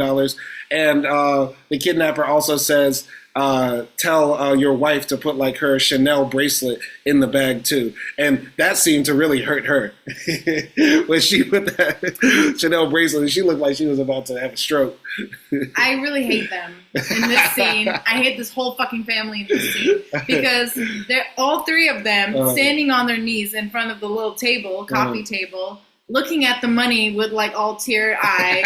And I hate this bitch, sorry. She takes a chunk of money and does this, like... Really? She does that? I don't remember that. Like, she's like looking at it like as if she's gonna count it or something. Like, bitch, just put the money in the bag. Like, stop it. It's all over. Oh my God. All the sentimental like vibes in front of the money. Like, stop it. Even Trey, like, you told him to give the money. Why are you so sad? I wonder if they saw the 17 million. It's like, yeah, I don't like my best friend that much. She was like, just take it. Well, that was supposed to be for Cabo. Yeah, like, I really hated them as a family in this scene. Oh, it was that bad. That's the vibe I was getting. Oh man, seeing Acting get mad at rich women like that's hilarious. Oh, that's good. This is when we get the information on how the kidnapper wants the money. Mm-hmm. He gets on the phone and tells Gondo, take the train tomorrow. And he's like, how am I going to exchange on the train? And the kidnapper's like, just do what I say, pussy. And hangs up. That's something that happens in both movies. Like, they just can't figure out why the kidnapper would tell him to take the train because they're like, it doesn't make sense for him to meet him on the train. In a train, a closed spot where police could kidnap him at any moment. So. And they try to figure out. And I guess, like, funniest things in here that they had the money from the bank and they were trying to like write down each serial number of the money so that they can track it later. The technology is so bad. In the modern one, the kidnapper basically said no serial numbers or something. So yeah. So there's the scene where they decide that they're going to put the bags out there, and they're like these very unique briefcases with intricate designs, and also they're going to make sure that the briefcases are destruction-proof by putting in like a little device that would turn the smoke pink or something if it's burned, or it would float up if it drowns, or if they try to tear it up, it'll make like a horrible smell, something like that. Right? So, and in this scene, Gondo, sits down cross-legged on the floor and says, my years as a shoe apprentice have come back in handy again. And he's sort of resorting to using his hands to, embed this device into the suitcases, which I thought was interesting. Once again, a hint to like his roots. And I think it also shows that mentally he's ready to go back in the trenches. He knows, like, bitch, it's 17-hour days again. I was thinking that now, once he already said yes, I felt like, okay, he's committed now. Yeah. He's not like those other, bitches in highs to lows, like, just crying over the money. He's like, okay, we're going to do this. Like, let's do this properly. Yeah. Because I want to get my money back. Now, speaking of money back, I want to ask you, who do you think, if they lost everything today, would get it back the quickest, Gondo or King David?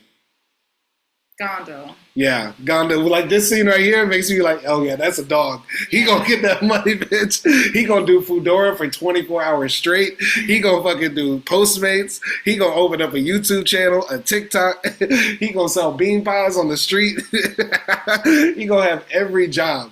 He gonna make 24 hours look like 48. Yeah. Like incredible shit. Gondo gonna get that shit back. For real. He a hustler. That's a hustler. He is. Oh my God. So, yeah, moving forward, there was a scene here. Break down the scene for us. Yeah, basically, it's like a little montage of the plan that they're going to follow. Mm-hmm. There's going to be the police on the train with King David, and they're going to be like watching over every station along the way, etc., etc. And it's like this cool montage of different New York stations in different parts of New York. And this cool shot of the chief detective police in like the skyscraper that they live in, where you can see also like New York in the background, with jazz music, of course, in the background. Like it's very Spike Lee. Yeah, this is like the type of shot we always wait for in the Spike Lee films, when one of the characters is just sitting on like a rolling chair, moving forward with the camera as they deliver a monologue. And it was done very well. Shout out to the actor, John Douglas Thompson. He's a very good actor. I can't remember what I've seen him in before, but his acting in this was very good. And the way he delivered that monologue was cool. But it was a big propaganda. Like, our job, number one, is always your safety. The NYPD. Never done anything bad before. I was like, the NYPD, bro. Spike Lee is doing propaganda. My guy, what? Okay, that was crazy. Just once again, it's cool when you watch it, but when you sit back and think, like, what am I looking at? Yeah. Who are these people that are representing the police? The NYPD. Oh my God, the NYPD. I'm sorry. Anyway, Denzel on the subway. All right, this is Jay-Z. This is so like, yeah, this is like Diddy in hiding mode.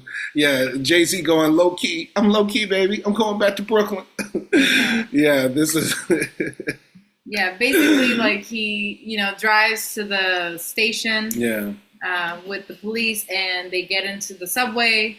And also Paul is like in another car driving with the other detectives, following them with a car, which is like kind of doesn't make sense in New York, because I feel like there would be traffic. But yeah, he's like holding on to the bag for his dear life and trying to keep it low key. Yeah. And meanwhile, on the subway in a high and low, people are falling asleep. It's so comfortable. Bro, when we were watching this film last night, I want to ride a Japanese subway or a Japanese suburban rail line train before I die. I have to, man. This country is so ahead of us. Even in the 60s, man. Look at these seats. They look so comfortable. My God. Literally, we stopped the movie last night and had a 15-minute talk about how comfortable these chairs are. It looks like memory foam seats, my guy. Yeah. What is that? One of the detectives is actually sleeping. Like, I couldn't get it in the photo, but literally that's a part of the movie where the other detective wakes him up and says, stop sleeping. But when we were watching this, I wanted to put the anime vexed emoji on what's his name's face right here. Oh my God, this man looks so pissed. And then in conjunction with this lady right here, I was like, and this made me think like how funny like wealth is, because guaranteed, like, I don't know, this random guy or this random guy, they're all thinking, like, dreaming, like, I wish I had $1 billion. I wish I had money. Meanwhile, Gondo is pissed. He is infuriated. I'm sorry. I just had to do this because I was literally thinking, like, this would be so funny if this just popped up on the screen. That suits so well. Yes, it does. I'm sorry. But love this scene. This is one of the best shot scenes. And I really like how the film finally got out of the apartment, because I was starting to get bored with the first half when they were just in the apartment. You know what I mean? Yeah. So what's next? Moving forward in the story, back to highest and lowest. Spike Lee has to do it. He's a New Yorker till the day he dies, so he has to just shit on the Red Sox.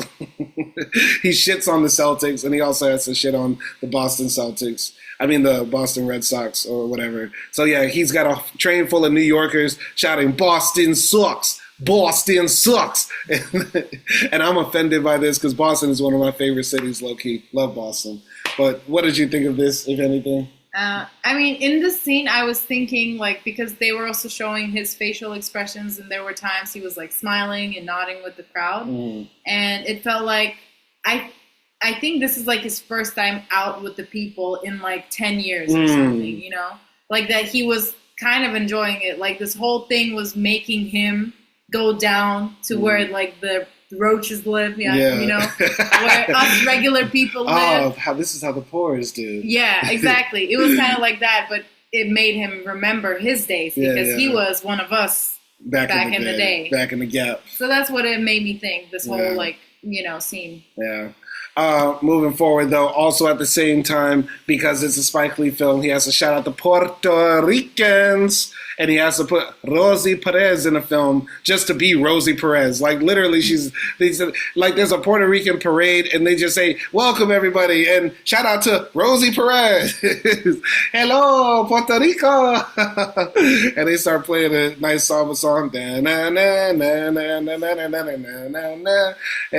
it's just... There was no reason for it to be there other than Spike wanted us to have Puerto Rican Day Parade. Yeah.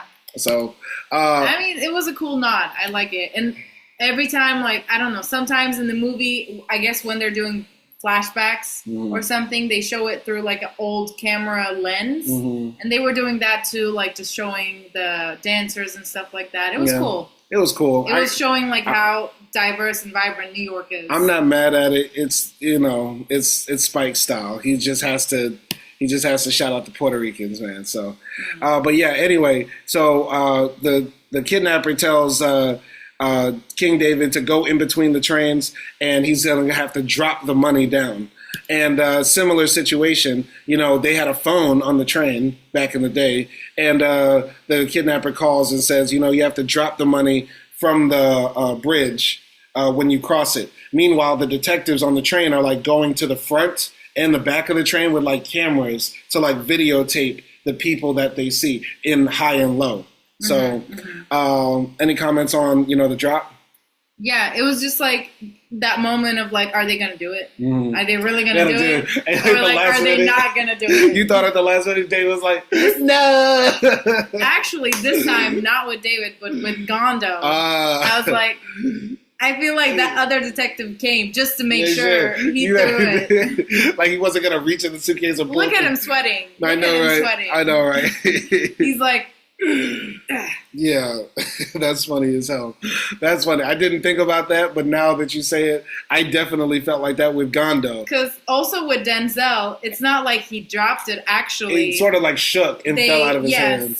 But one of the kidnapper's guys was on the train, and he pulled, like, the stopping thing. Yeah. And then it shook Denzel, and then the bag just dropped in between the trail racks. Technically, he's not even really a hero for getting the kid back. Yeah, because we don't even know if he would have done it. Yeah. But yeah, some guys who are dancing catch the bag, and then this guy continues dancing again. It was just such a weird transition. Yeah, there's like 30 people involved in this drop-off and pick-up thing, and basically, like, all of them are, like, dressed in gray hoodies, and they have a specific role to play, like they're in Hamilton or something. Like, yeah, it was just weird. Like, what did you say to your spicy Latina? I know, wait, right? babe, like, let me just grab this jump in, and then he keep dancing. Continue, like, doing the salsa or I know, right? There's, like, this weak-ass chase scene, and, you know, the guys are all on, like, mopeds, and they're zipping all through the streets of New York City.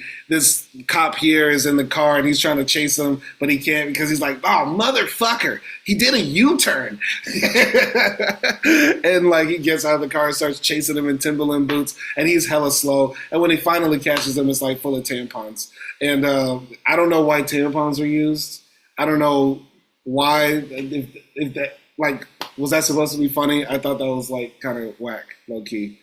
No, it's just like the kidnappers were smart. That's what it was show. The tampons, I guess. I don't know. He probably took his, like, baby mama's box of tampons. Damn, she got a heavy flow. Why this bitch got all of them?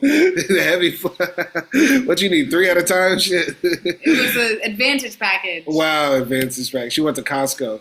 And we also find Kyle. He got his ass beat so bad he thought he was Puerto Rican because he's on a tire just holding up the flags. Like, that was kind of disturbing, like how he was there like that. I feel like maybe the kidnappers told him not to move and then put those flags in his hands, and he just was really scared, so he just kind of froze like that. Yeah, like thinking maybe they would hurt him. Yeah, so they said don't move until Rosie Perez leaves the stage. Yeah, like somebody is like on a building with a gun, on him. Yeah. That maybe if the money isn't there, they would shoot him or something. Wait 5 minutes until the salsa ends, then you can move, motherfucker. So. Yeah, this is when they finally find the kid, and the kid is like left near the bridge, and the father, I believe, runs over to hug him, but they said that they can't find the kidnapper. So then this is sort of like when the films diverge in how they're done and the situations that happen next. So, any comments on when they find the kid in High and Low? No. Not really. Yeah, it was I think that was the most action-packed part of the film, and it was well done, and I thought it was well executed. But so for King David, he's now a hero on social media. He becomes the Black Panther of the Boogie Down Bronx. And they're doing like memes of him and stuff like that. And this is like David's new reality. It felt like he wasn't even that impressed with it. Like he was like, bruh, I just lost a lot of money. What is this shit? Like he just didn't even care about it that much. Yeah. And I get it. Like he's an older man, so he probably doesn't understand like the internet hype. Yeah. I think, once again, the Black Panther of the Boogie Down Bronx is such like a New York centric type of meme that like there's no way this reached past like the 5 boroughs. Like nobody past New Jersey would like be sharing this. Like imagine sending this to like your friends in like California or friends you have in Europe, and you're like, yeah, like King David. Black Panther, the Boogie Down Bronx, they look at you crazy. They're looking at you like you're quoting like Big Pun lyrics. I mean, this is a really badly put meme or whatever it was supposed to be. I wish they worked a bit harder on this. Like you're doing a whole movie production. What is this? I suck at editing, and I could do this in Canva. Like, what is this? I feel like you could do better. Anyway, the same thing happens for Gondo too. He's a media darling, you know what I mean? Even though he looks like the kidnapper in the newspaper, doesn't he look villainous? Every picture they take of Gondo, he looks like a straight up villain. And we also see actually the kidnapper in this scene for the first time, where he's in his house, and it's an interesting scene, and I didn't realize it the first time I watched it. But he's basically walking with his coworker or something, and he looks at Gondo's house and he says, "The kidnapper was right.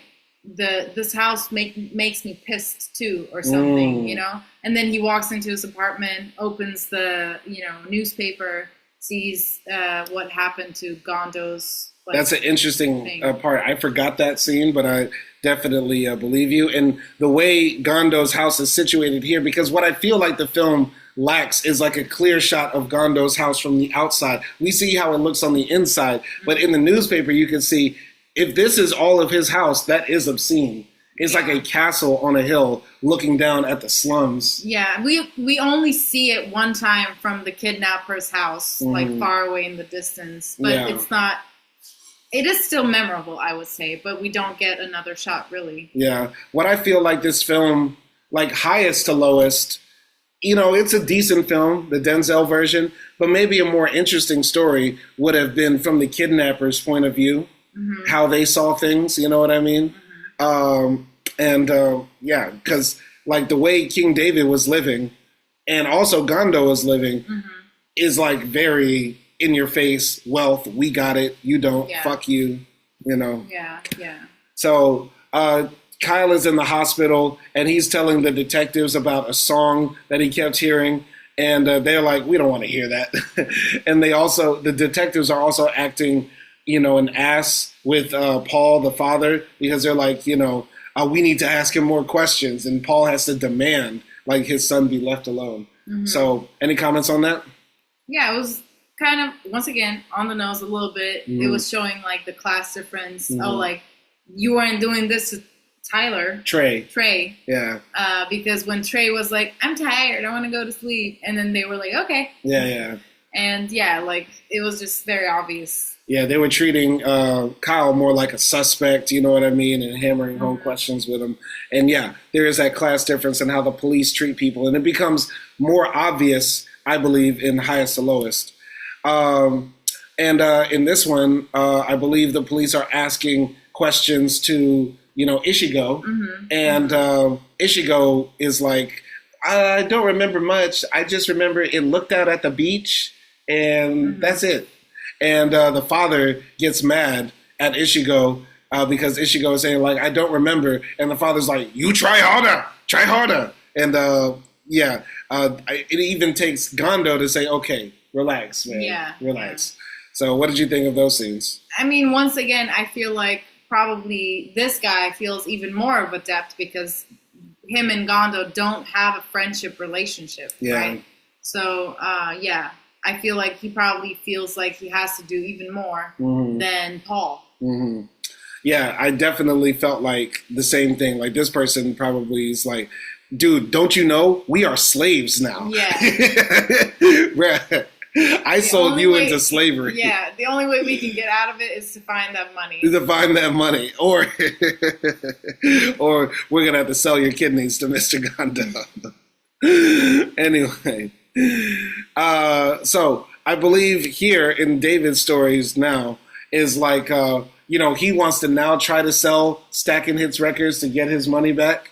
But now they're telling him the deal is off because the way he used the money, they think is wrong. You can't basically use money that we lent you to buy your company to pay a kidnapper. That's some breach of contract, and it might be fraud too. They even accuse him of doing fraud. So what did you think of that? Just before I tell what I think, there's also another scene where, like, his previous friend where he bought the shares from, comes in with the company that actually wanted to buy. No, he comes in with another partner. This guy also owns the company too. Yeah. And this other partner basically says, like, we're not really interested in selling the company now because you're a hero and our songs and artists are topping the charts. So King David, I felt like, was trusting on that money to get back. And now everything is off the table. Like, the deal is off. And, he's kind of in this legal hell as well. It's like now he's really feeling the effects of what he did. Yeah. And I felt like he was regretting a little bit. He was probably saying, like, fuck God. Yeah. I don't know if it's at this point or another point, but somebody basically comes to him and says, you need to get back like $20 million by the end of 2 weeks or something like that. Yeah, it was this guy. Yeah, this guy is like, we lent you that money, it's all gone, and now we need that money back. And it's like, shit. And I think that was one of the best scenes, too, because David is like, woo!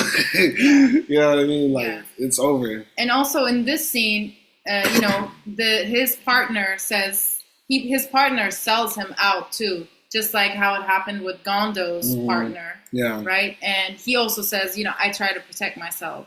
Exactly. And, I'm sure David is now feeling the sacrifice. I think one of the best lines here is that I did good, but I don't feel good. You know what I mean? I don't remember if it's here or somewhere else. Yeah. But, David has finally did something right in his life. But now he's realizing, I'm surrounded by a bunch of snakes. I'm in a snaky, backstabbing business. You know what I mean? And so me going against that code that helped me survive is now making me look weak to all these people is what I'm also thinking. I mean, I definitely felt sympathy and I felt bad for David here. But once again, I'm not going to let these motherfucking capitalists blind my eyes. Check you, Like, you're serving the system that is putting you in this situation in the first place. And that is also making people like kidnappers do this shit as well. I'm not saying like the kidnapping is justifiable. Obviously, it's not. But we understand why the kidnappers did it. It's all because of money. Yeah. Because the system puts money on top of everything else. Yeah. I'm sure King David owns like 100% of like his top artists like masters. Like all the publishing rights to like the biggest song written by like a 16-year-old singer-songwriter. King David's like, actually, I wrote that and I get the royalties. Thank you. I'm sure David is just like the slimiest dude of all time. Yeah. And I don't believe he's a good...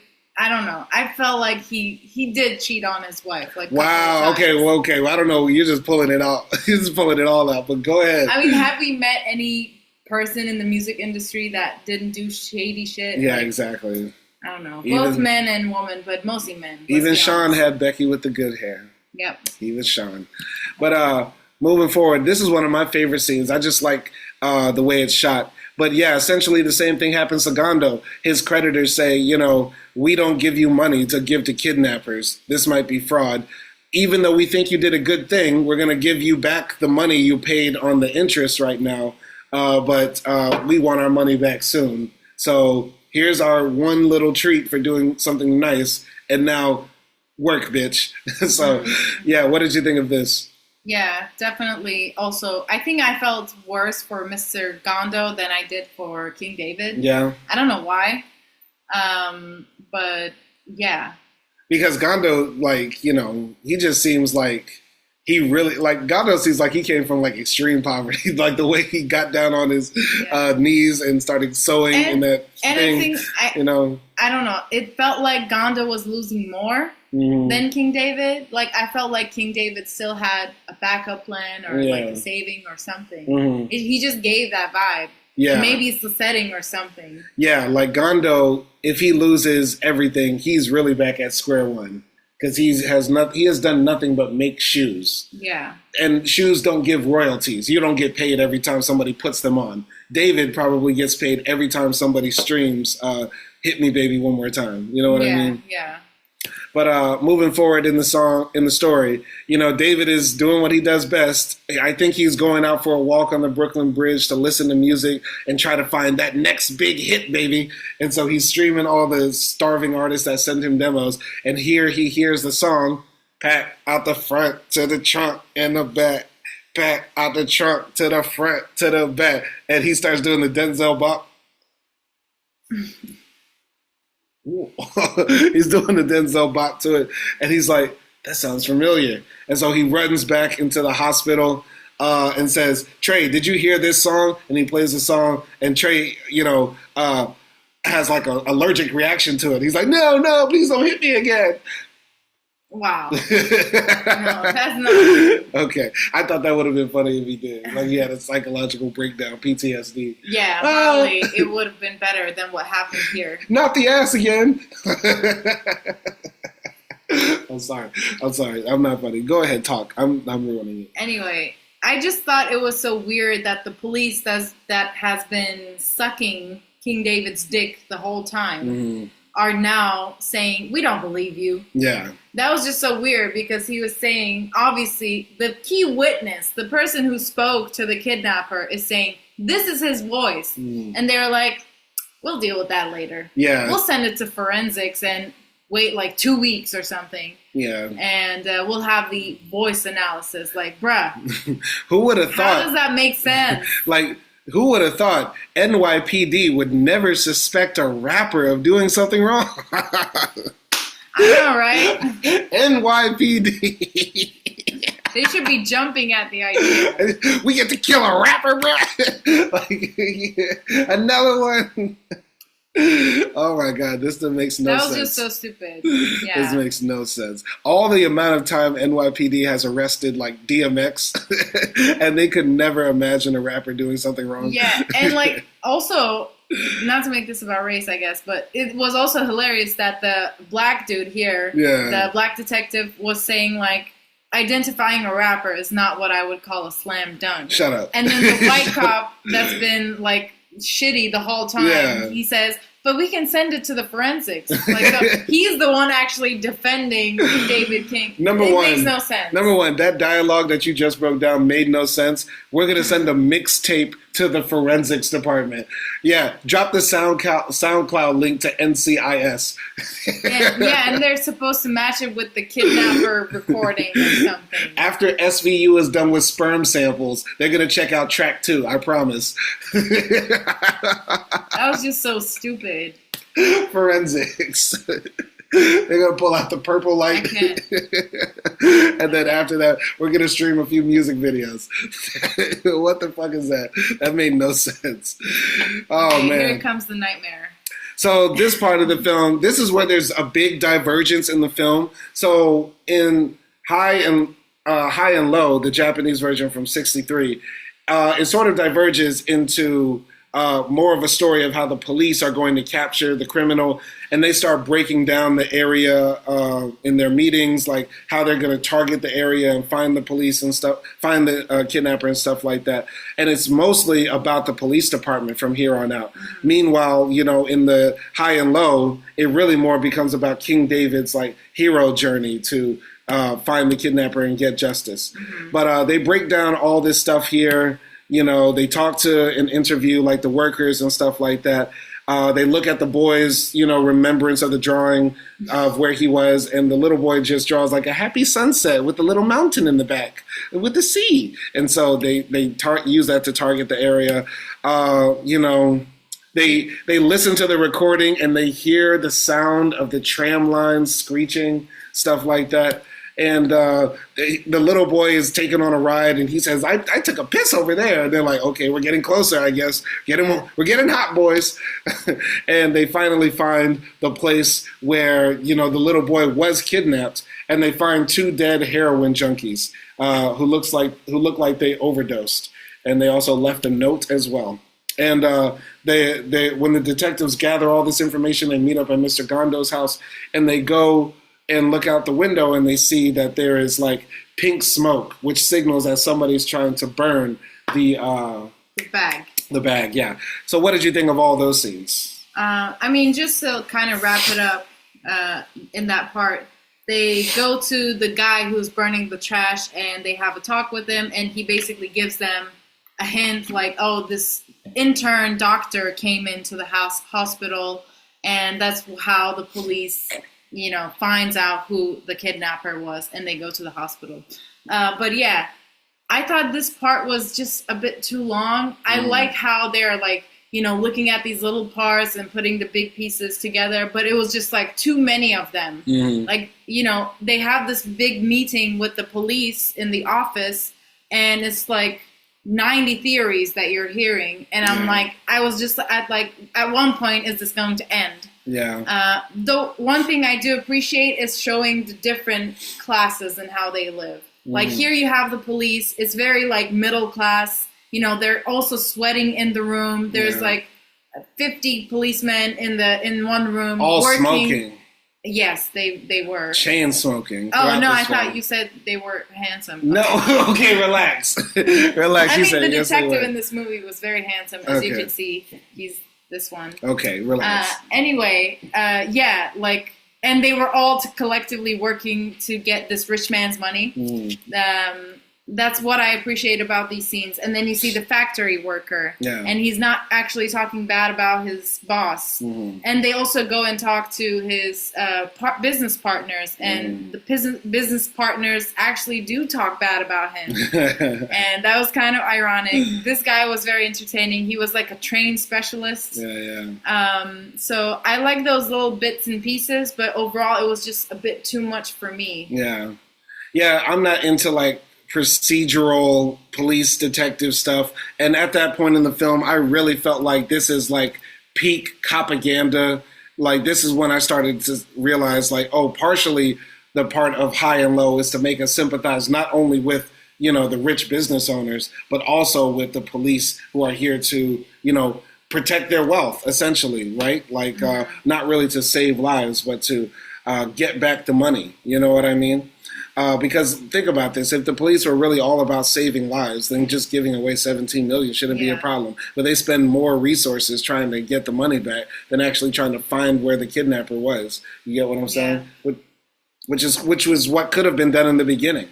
I'm going to make an analogy. this whole thing felt like a bit of a Pavlov's dog experiment, Mm-hmm. where Pavlo is the rich guy and dog is the police, and meat or whoever's being eaten, whatever is being eaten by the dog is the poor. Because the police here was just trying to go from like point A to point B on a word of the rich guy, right? They were just trying to solve the crime, and whatever was happening to the poor people, whether they were right or wrong, like, I don't know, the guy who was burning trash, they were just like, caught up in the middle of everything. So yeah. That's a very good point. That's a very interesting take right here. Like, the police are sort of being directed and guided by like the whims of the rich person. Yeah. To get his money back. But moving forward, they find out that the kidnapper is a intern at a medical institution, possibly a hospital, I guess. He's training to be a doctor, and I guess he hired these drug addicts to help him with his scheme. So I guess he didn't even really have to pay them any money. He sort of just, he gave them heroin. He gave them heroin, you know what I mean? And I thought it was very interesting that this person is training to be a doctor and is just sort of doing this as like a wild hobby. You know what I mean? Yeah. And I find this, I just thought about this right now. When we watched the other Japanese film, The Cure, that we reviewed a few weeks ago, some of the villains there were doctors. And it makes me feel like, are the Japanese like, I don't know, doctor phobic? You know what I mean? Are they like seen as like villains in society? I wonder where that comes from, because that's a very unique thing that I've noticed in Japanese cinema. Doctors are kind of scary. Yeah, I mean, I have no idea like how they are perceived. Yeah. I feel like in most cultures, doctors are perceived positively. Yeah. But I'm not sure. Though, like, him being an intern, a doctor, like a student sort of person, really made me empathize with the kidnapper, because I feel like I'm sort of in the same position. Not that I'm about to kidnap a child. Yeah. But just feeling like, you did all the studying and you give money to schools and you give your years and basically your youth and your time to have a profession. Yeah. And then once you have everything, all your degrees, it's like nobody wants to pay you to do your job, because everyone is like, we need experienced people who already have money and jobs. Yeah. I thought maybe the film could have been interesting if they made him a doctor, but like, make him a traditional villain, which would be like a communist or a socialist. And like, the majority of people that come to class consciousness a lot of the times are people that have the time to read the books and study. So make him be like, yeah, I just hate the rich. It's my side hobby. You know what I mean? Like, I do think it was a bit like that. You think so? Yeah. Yeah. Because even though he was living in a poor neighborhood in a, dilapidated house, he was, still, I think, educated. Like, you do have to read a lot to be a doctor. Yeah. So moving forward in the film, they're trying to set this guy up because they're basically trying to trap him into like a crime that would get him more time, and the police want to give him the death penalty. Which I know in my country we have the death penalty. I'm very much against the death penalty. The state has no right to take a life. I don't know if in Turkey they have the death penalty. No. But in Japan, I think they don't have it anymore, or I'm not exactly sure. Maybe you could Google that real quick as I'm talking about this. But essentially they want to try to trap him into doing a more heinous crime, essentially selling heroin and killing somebody, I guess, in the process. So the police are trying to convince him to come out, and they're trying to put a sting operation in for him. Yeah. So they're chasing him down into the club, slowly following him and tailing him. Yeah. So does Japan have the death penalty still? For certain crimes, yes. Okay. All right. Yeah. And I honestly think there should be the death penalty for certain crimes. It's just in my country, we just give the death penalty for everybody who, did anything. And a lot of innocent people have been killed in the death penalty. But what do you think about the death penalty for certain crimes? I don't really think death penalty should be legal. I don't think it should be applied. Especially for, I don't know yet about my personal beliefs, but just looking at the world, and most of the time, world is like the countries and the systems are very based in religion. So how come you're going to be like super Islamic or super Christian and then take away lives? Like, I get that. I feel like that's such an ironic thing that governments do that shows you actually they don't care about any God or anything. So for me, for any government to have, death penalty, they have to be atheists or something. Yeah, I mean, my ideal society is a secular society, of course not, run by Sharia or the Bible. I would just say, if you blow up a building with 100 people and we know for certain it's you, I think, the threshold for qualifying for the death penalty should be like you killed 100 plus people in a terrorist attack and we know for certain it's you, so that there is no mistakes. But I could understand how that could be abused later. Somebody might then start saying, well, what if you killed 99 people or 98? What if somebody is a terrorist and they wanted to do it? You know what I mean? Like, I could understand how that might be abused later, but I don't know. And also, I feel like not even that, but it's also kind of an easy getaway to rather than live with the consciousness of having killed those people or committed a crime. And to live with that is, I feel like, a much harsher thing to have than to be killed. I got you. Well, this isn't about the death penalty. This is about finishing this movie, which, by the way, at this point in the film, I enjoyed the scene when they walked into, the club and when we start to see the different part of the city, because, like, the second half of the film is sort of like the descent into hell. And we saw like Gando's heaven in the beginning. And so in the second half, we see like the streets and what might be prostitutes and drug users and stuff like that. Mm-hmm. And the worlds where kind of the main villain, the kidnapper, is sort of like a god. You know what I mean? Because he controls the heroin addicts like zombies, I mean? Like his minions. So I do think he also has this invisible confidence because he knows he's rich. Mm-hmm. Like, he's a billionaire. Mm-hmm. And maybe he's thinking, none of these people know I'm a billionaire. Are you talking about Gondo or are you talking about... The kidnapper. Oh. I'm talking about the kidnapper. Oh, because he got the money now. Yeah, he's going in there ordering drinks and stuff like that. Oh, maybe he didn't do that before. We don't know really how he was before. Mm. But it was definitely interesting. It was interesting, like you said, this club, because... you can definitely see like a lot of, Americans, I would say like black soldiers, men and women, which was like interesting because as a non-American person, at first I was like, wait, okay, Japan, diversity? And then I was like, oh, okay. I think I said something and then you said it was like the military bases or something. Yeah. So that's when the light bulb went in my head. Yep. But that was interesting. Yeah, this was a cool scene, though. The music was really bad. Yeah. The music in this film is nowhere near as good as Highest to Lowest. But, this is the scene where I think, some of the eeriest shots were made when he was walking amongst the heroin addicts and they were, like, following him like zombies. And it was like a descent into hell. I think that's the best way to describe it. Good. Yeah. But moving forward here, Paul puts the word out on the street like, hey, this guy, young felon, he's the top suspect in the crime. Does anybody have any information about him? And Paul is telling David, like, I know where to get him. I already sent out my word to my people and stuff like that. So this is the part when Paul tries to get gangster, and this is where I cannot believe it. It was very bad. Like when Paul grabbed that Glock and he said, this is Jake from State Farm. The Jeffrey Wright grabbed that Glock and cocked it back the same way you like clean a salad fork. Like she was like, I cannot do it. I cannot with this. I did not see it. But what did you think of this turn in the story? Because this is very different. Mm-hmm. They are going to the underworld, but it's not them with the police. They do it on their own. Yeah. I like the fact that they were going on their own. Mm-hmm. And I was like, okay, like Paul, like showing up. And I also feel like he maybe had the same motivations as the driver in High and Low, mm-hmm. because he just kind of wanted to get rid of like that, weight on his shoulders. Yeah. But moving forward, they pop up at the house.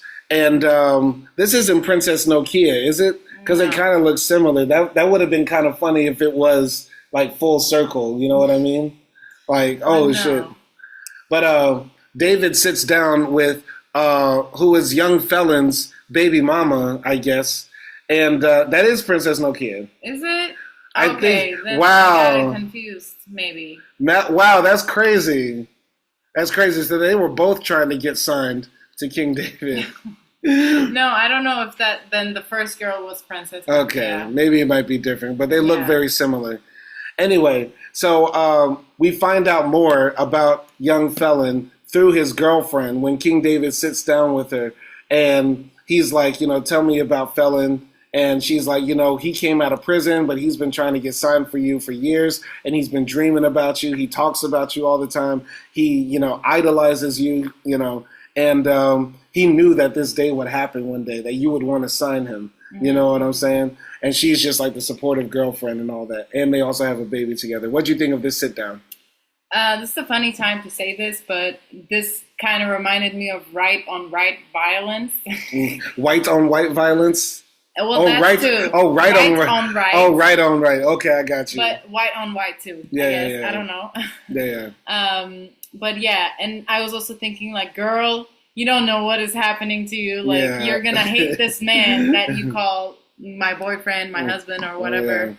Yeah. But yeah, it was kind of like sad to hear the kidnapper's story too. I think this story made us sympathize with him more, with the kidnapper more, because we idolize a lot of people, right? Yeah. And then maybe they do something that we don't really appreciate, or we find out their dark side, and it's just disappointing.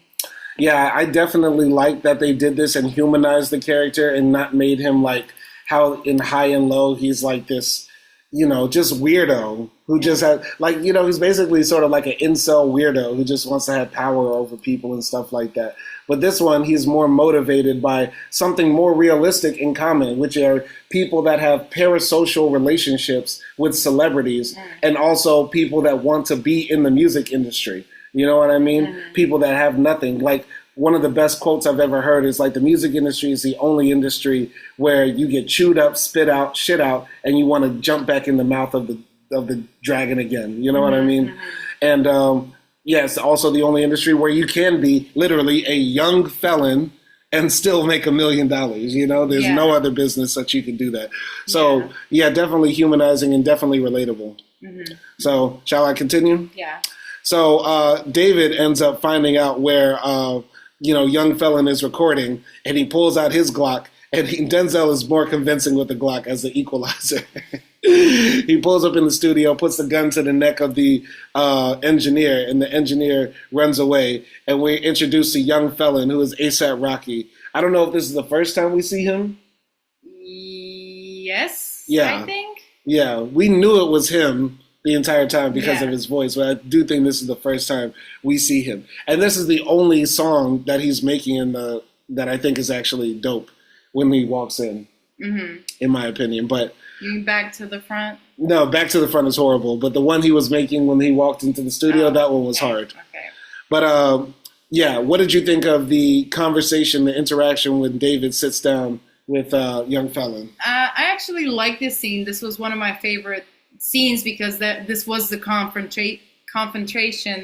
I can't say confrontation that we've been waiting for. Yeah. And I like that King David was again like the smooth talker, like kind of a smart ass. We know what he's there to do, but he's trying to like chant this man with his capitalistic powers in the music business. And and A$AP Rocky's young felon is basically like very, very angry. And I kind of was understanding him, but I was like, is he going to give him a job? Like, is this going to actually happen? And I don't know what's happening. They're going to do business? Yeah. I thought that was sort of like the direction it was going to go to. It would have been a very interesting thing if like, hey, I want to sign you to get my money back. Yeah. I'm going to make more. I'm going to show you how we make money in the music business.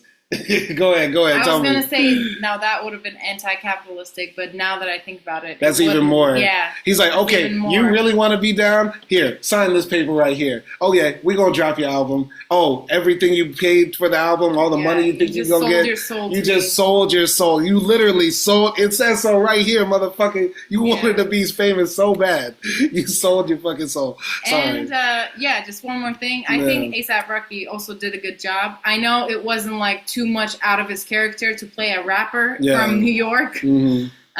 But yeah, I absolutely thought that like he didn't stick out like anything. No, like he didn't ruin the movie. Yeah, he did a good job, I think. Yeah, I think, it was authentic. It was real. You know what I mean, for him. And I liked the tension. Like, I felt the real tension. Because, like, what King David did was stupid and hella brave at the same time. Because, like, I was thinking, like, him putting the gun to the engineer's head, the engineer was going to come back with, like, 20 dudes and, like, kill David right there. Yeah. You know what I mean?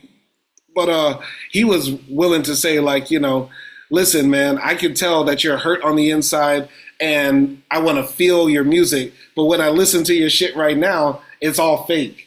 And I thought that was one of the illest things in the film. Like, David is showing, like, what we love about music is like authenticness and rawness. And I just hear a scared little boy that doesn't want to be real in his raps. I like that part. Yeah. I mean, I think there was like just one cheesy part where he said, "Where's your father?" And that was cringe. Don't talk about him. That was cringe. I was like, why was that there? Because they didn't even continue that conversation. Like, what was the purpose? What was the reason? What was the reason? Cardi B. Oh, that was good. Yeah, there is some cringe stuff there. It does feel like, like sort of after school special, like, young black man, pull your pants up. And I know it's hard because your dad wasn't there. Yeah, that part was unnecessary. Yeah. Once again, like, it's good until it's not. It's good. This is an entertaining film. It's just there are some cringe and cheesy moments in that thing. But there's that tension, and eventually they start. Hold on, wait. Yeah, they start shooting at each other. I just want to jump ahead. They start shooting at each other. There becomes the chase scene, and then that's when it becomes sort of like an action movie.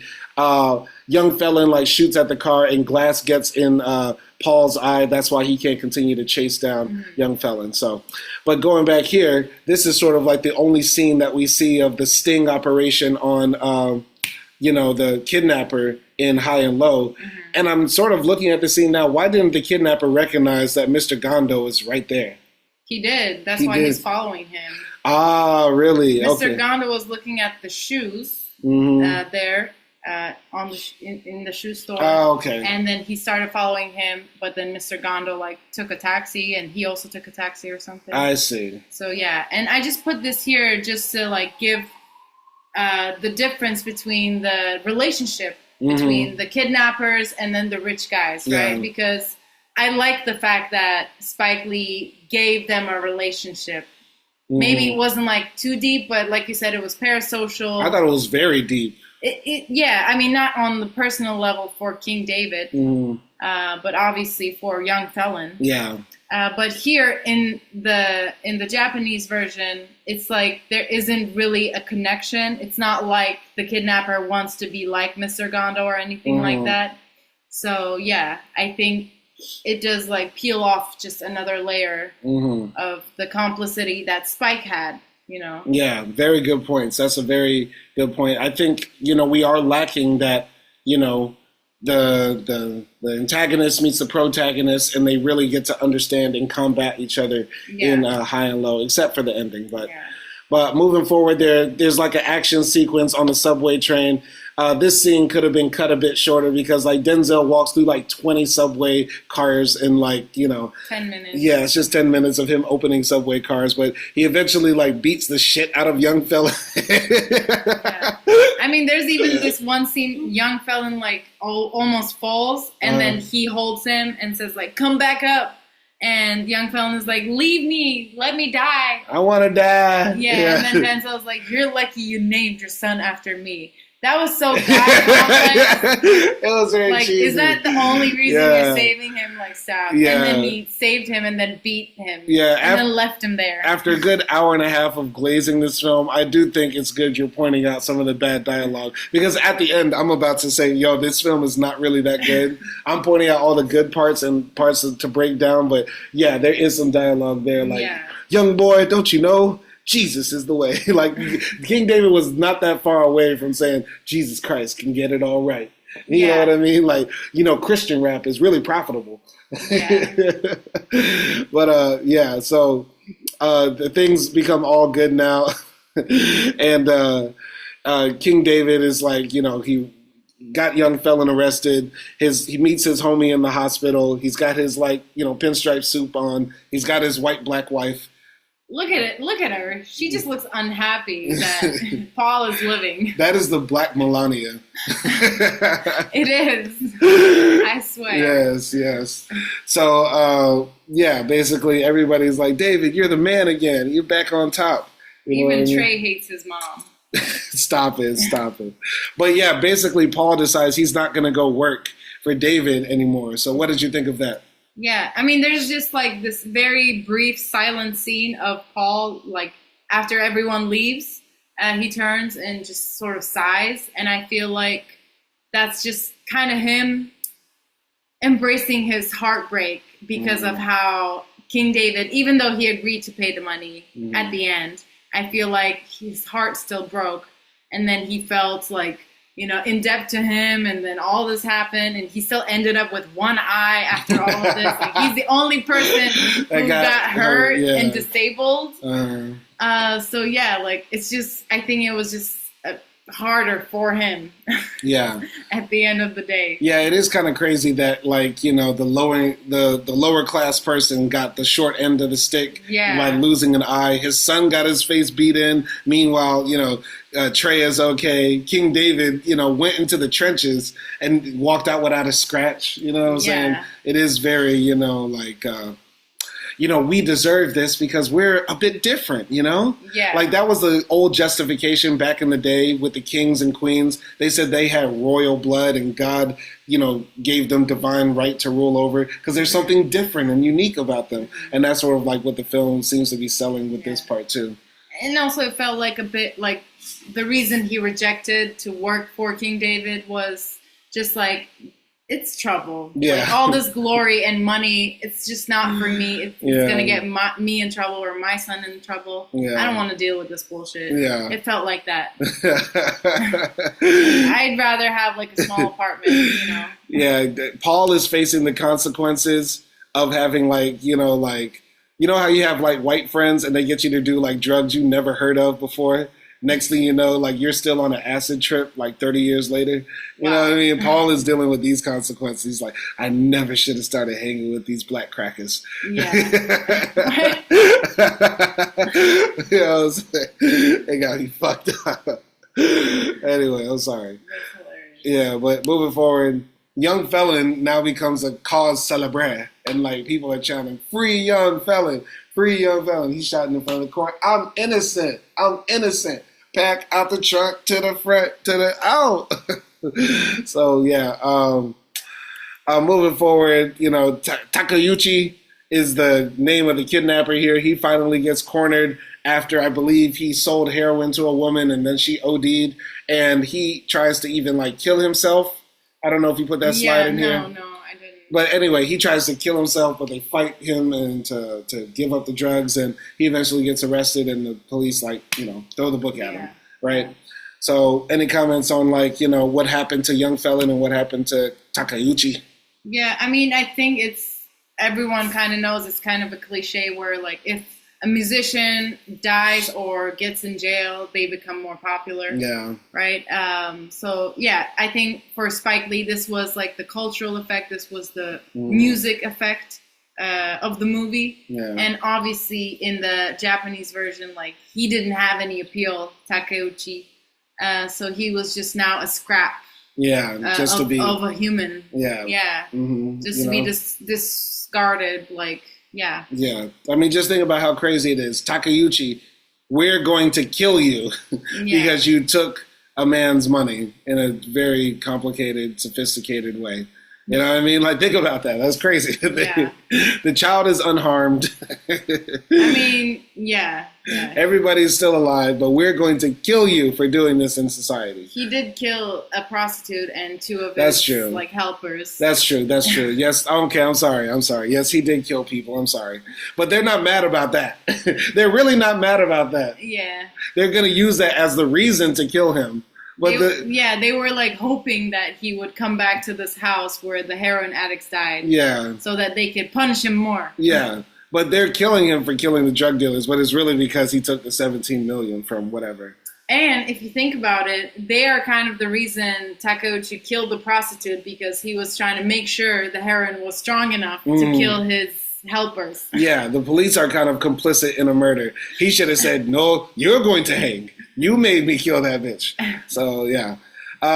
Moving forward, towards the end, one of the big climaxes, young felon is not going to trial. He's going to take a plea deal, but his last request is to speak to King David as they're leaving the courtroom. And the same thing is set up here in Gondo's case. He wants to speak to Gondo before he, gets killed or whatever. Mm-hmm. And also in this scene, when they're in the courtroom, there's people like cleaning the floors with their bare hands. And they don't have that in this scene, but I thought that was a very good addition to show the class difference. Once again, this film is about class, you know what I mean? But what did you think of these two scenes right here? Yeah, it's kind of giving everything is back in its natural order. We're still rich, we're still privileged, and then, people are still poor. Yeah. But now we don't have to care about it. Because they're in jail, because they did a very bad thing. Yeah.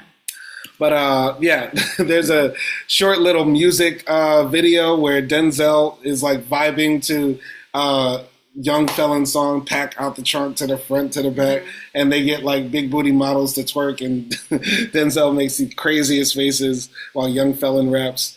And, this is when, we get them doing the, infamous or famous, mirror or prison interview scene.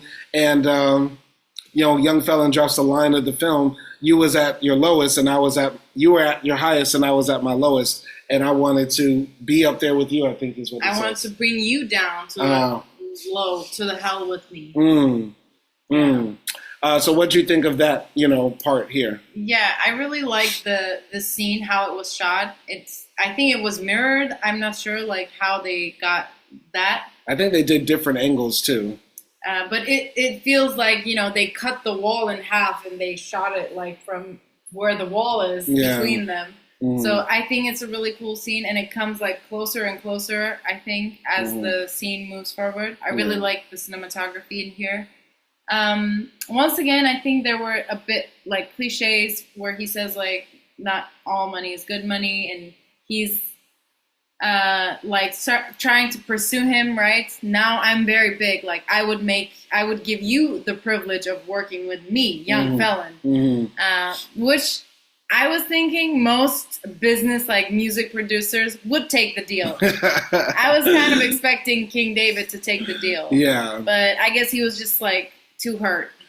That would be a crazy move though. Like I thought that was a very interesting strategy that young felon had. Like even though he's behind bars, in this twisted world, you could be a villain and still make millions. And that would make so much money. Yeah. Like for both of them. Yeah. Imagine like enemies working together. That's such a like hot topic, social media shit. Like, you can have billions of YouTube essays written about it. Yeah.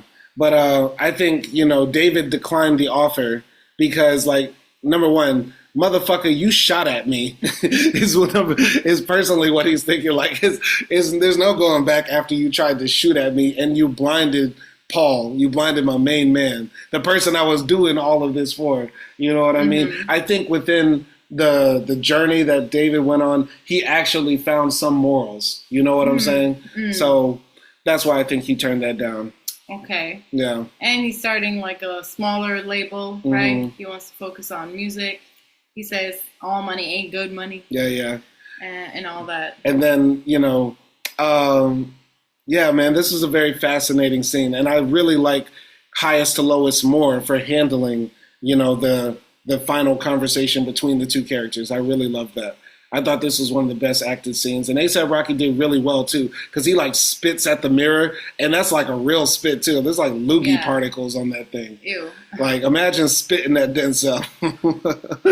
You know what I'm saying? I mean, he's always fashionable. Yeah. This is a look. That is a look. He's a fashionista. Yeah. I like this scene, but once again, I don't like to sympathize with the rich. Mm-hmm. So... maybe he gained some morals, like, oh my God, thank you, finally, Yeah. So I'm not gonna be like, congratulating him over it, or anyone. Yeah. But going here to this part, this is the original scene, which was very highly influential to directors, and is possibly one of the most famous parts of the film. It's the final confrontation between Takuda and Mr. Gando. And, he's describing why he did what he did. And essentially he just boils it down to, like, envy, class envy. From my tiny room, your house looks like heaven. And so I just wanted what you had. And so that's why he did it. And he essentially starts shaking and stuff like that. And he says it's a result of being in solitary confinement so long. So they sort of make Takuda seem like a person who was psychologically unwell and has become even more sick while in prison. Mm-hmm. And I feel like that's a fault of the film by making it just about, he was crazy. And maybe prisons are bad because they made people more crazy. Maybe that's all you leave with Takuda, when I feel like this was a platform for him to express, how unfair wealth disparity is in our society. So that's what I think about this scene. But it was very well shot. I did like it, though. Yeah. I mean, just now looking at it, I realized I don't remember if there was a shot where he wasn't behind the bars. Mm-hmm. Like here, the bars are covering his face. Here we basically only see his reflection. Mm-hmm. And like we never actually see him from his point of view. We only see him from Mr. Gando's point of view. Very good point. Which is like kind of giving you that distance from him. Mm-hmm. And also in this movie, there isn't really any motive for the audience to feel bad, to sympathize with the kidnapper. When we should, because I feel like everybody's felt like him before, at least. You're like, those people don't deserve that. You don't deserve to make $1 million or $1 billion playing football or basketball or being the CEO of a major company. Like, everybody's felt like that before. But still, we look at Takuda, like you said, from behind the bars and from Gando's perspective. That's a very good point. Yeah, and I don't know. I really like, what he said. You were in heaven, I was in hell, but even if I go to heaven, I wouldn't know what it's like. I would start to tremble. Mm-hmm. And that's why I'm trembling now. Like, I feel like that's such a philosophical thing, like a line, and you can probably say a lot of things about it. Definitely. But it was definitely was making him look like a monster, like, someone with a lot of problems. Yeah. And I didn't really like that. Yeah, it could have been done better. There's so much that could have been done. But I understand, though, why people love this scene. And I also understand why people love High and Low, the original, because it's like no frills, bare bone, minimalistic, straightforward, and smart, too. I'm not going to say the film isn't smart. Yeah. It does have some plot holes, but it is a very smart and well put together film. But it just doesn't move me. And I always see stuff like, this could have been better. This could have been done differently. Plot-wise, story-wise, dialogue-wise, Yeah, definitely.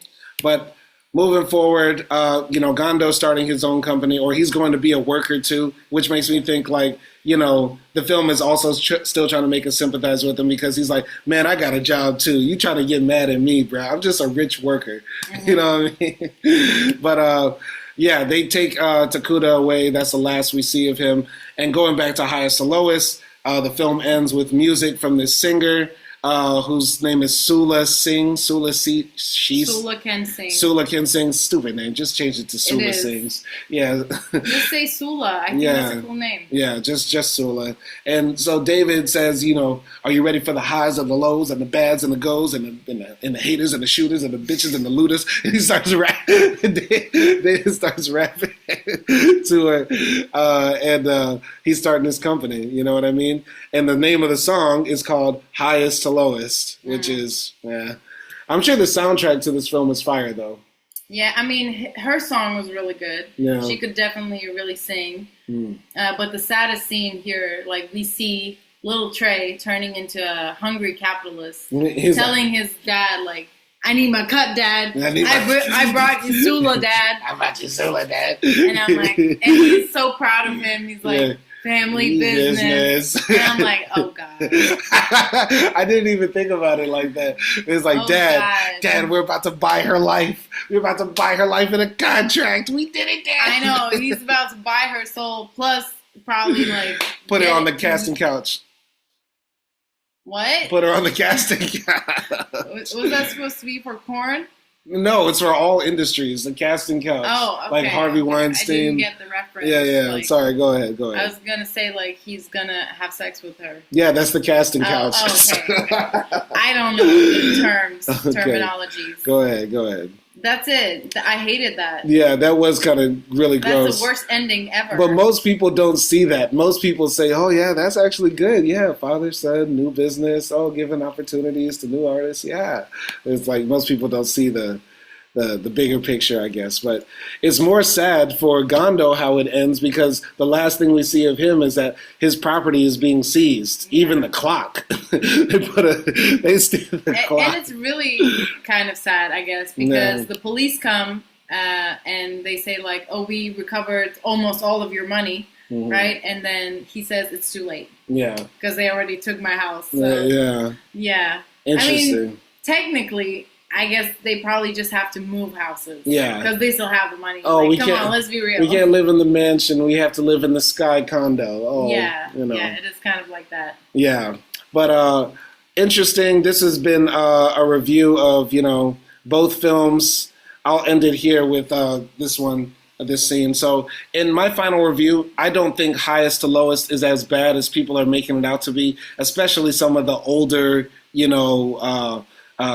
film critics, cultural critics like Touré and others who are just straight up bashing this film. I know it's probably, different for some older black critics because they grew up on Spike. They saw Spike in his prime and stuff like that. But I feel like, for my generation and younger, like Spike is actually like showing he can still be in the game. You know what I mean? Yeah, he's an older guy. He has his own perspective. The film will have a bit of that pull your pants up, young man sort of energy. You know what I mean?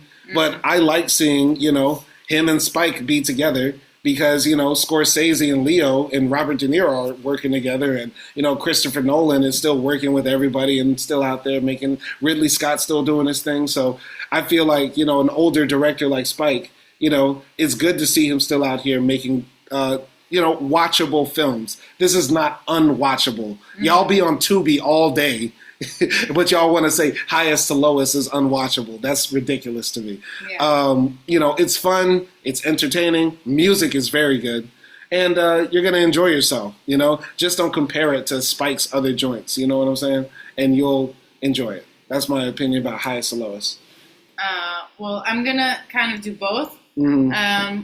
High to low, I just thought it was too long for me. That's kind of like the only thing I was, now looking back at it, feeling, bad about it. But other than that, I'm not like a big cinematography person, so I don't know all the ins and outs and the details and the camera work. But I try to appreciate as much as I can. And I know maybe a lot of people would say high to low, high and low is like cinematically more perfect. It's like a leader of the genre or whatever.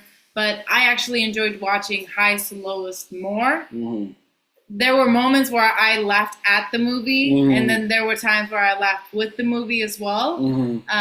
But I enjoy Spike Lee's takes, and I thought it just gave the storyline a more quirky, a more fun, a more relaxed, laid back vibe. Yeah. And I appreciated that because in the original movie, it was just like a bit too serious at times. Yeah, there's only like one joke in High and Low when they make fun of Boston and say he's so ugly he'll scare the children. I mean, there are like 5 jokes, but I didn't find any of them funny. Okay, there was more than one shit. Yeah, exactly. Like it's kind of dry Japanese humor or something. Like I just didn't get them, and that's my thing. But yeah, overall, I'm just gonna give my final score. Yeah.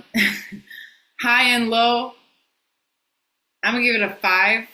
Originally, I gave it a 4. Okay. Looking back at it, I'm gonna give it a 5. Okay. And highest to lowest, I think I will give it like a solid 7.5. Yeah.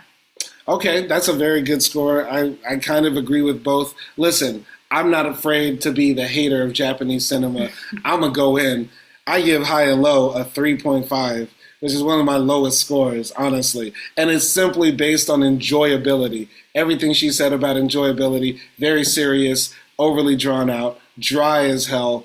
I don't like the narrative style where, we switch from the protagonist to now the police are the protagonists and, it's not focused on one man's journey, which is what Highest to Lowest is focused on. Maybe that's the style I'm used to. Maybe that's a more effective narrative style. I don't know. I just am more drawn to Highest to Lowest for that reason alone. And everything she said about, High and Low, I generally agree with, and my other commentary throughout this review reflects other thoughts I've had about the film. So yeah, I give High and Low 3.5. I give Highest to Lowest an enjoyable 6. That's like a low score for me. 6. Anything below a 7 is like, that's a bad movie.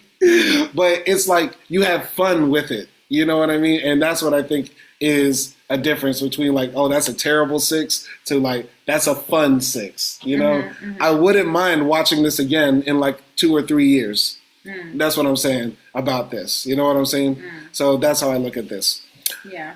Yeah. So this has been a long one, but it's only because this is our double matinee type of joint. So hope you enjoyed it. Let us know what you think of High and Low. Are we wrong for thinking that Spike Lee's joint is actually better than the original or just more enjoyable or more fun? Are we wrong? Sound off in the comments. You might hate us for that. But if you have a film you think we should review, put it in the comments. This is actually a double fan request because we were requested by our guy Nelson Moreno to review both of these films, and we're doing them at the same time. We have another film request coming up soon, which is The Free State of Jones with Matthew McConaughey, suggested by another fan. But if you have anything you think we should watch, put it in the comments. Y'all be easy out there, and peace.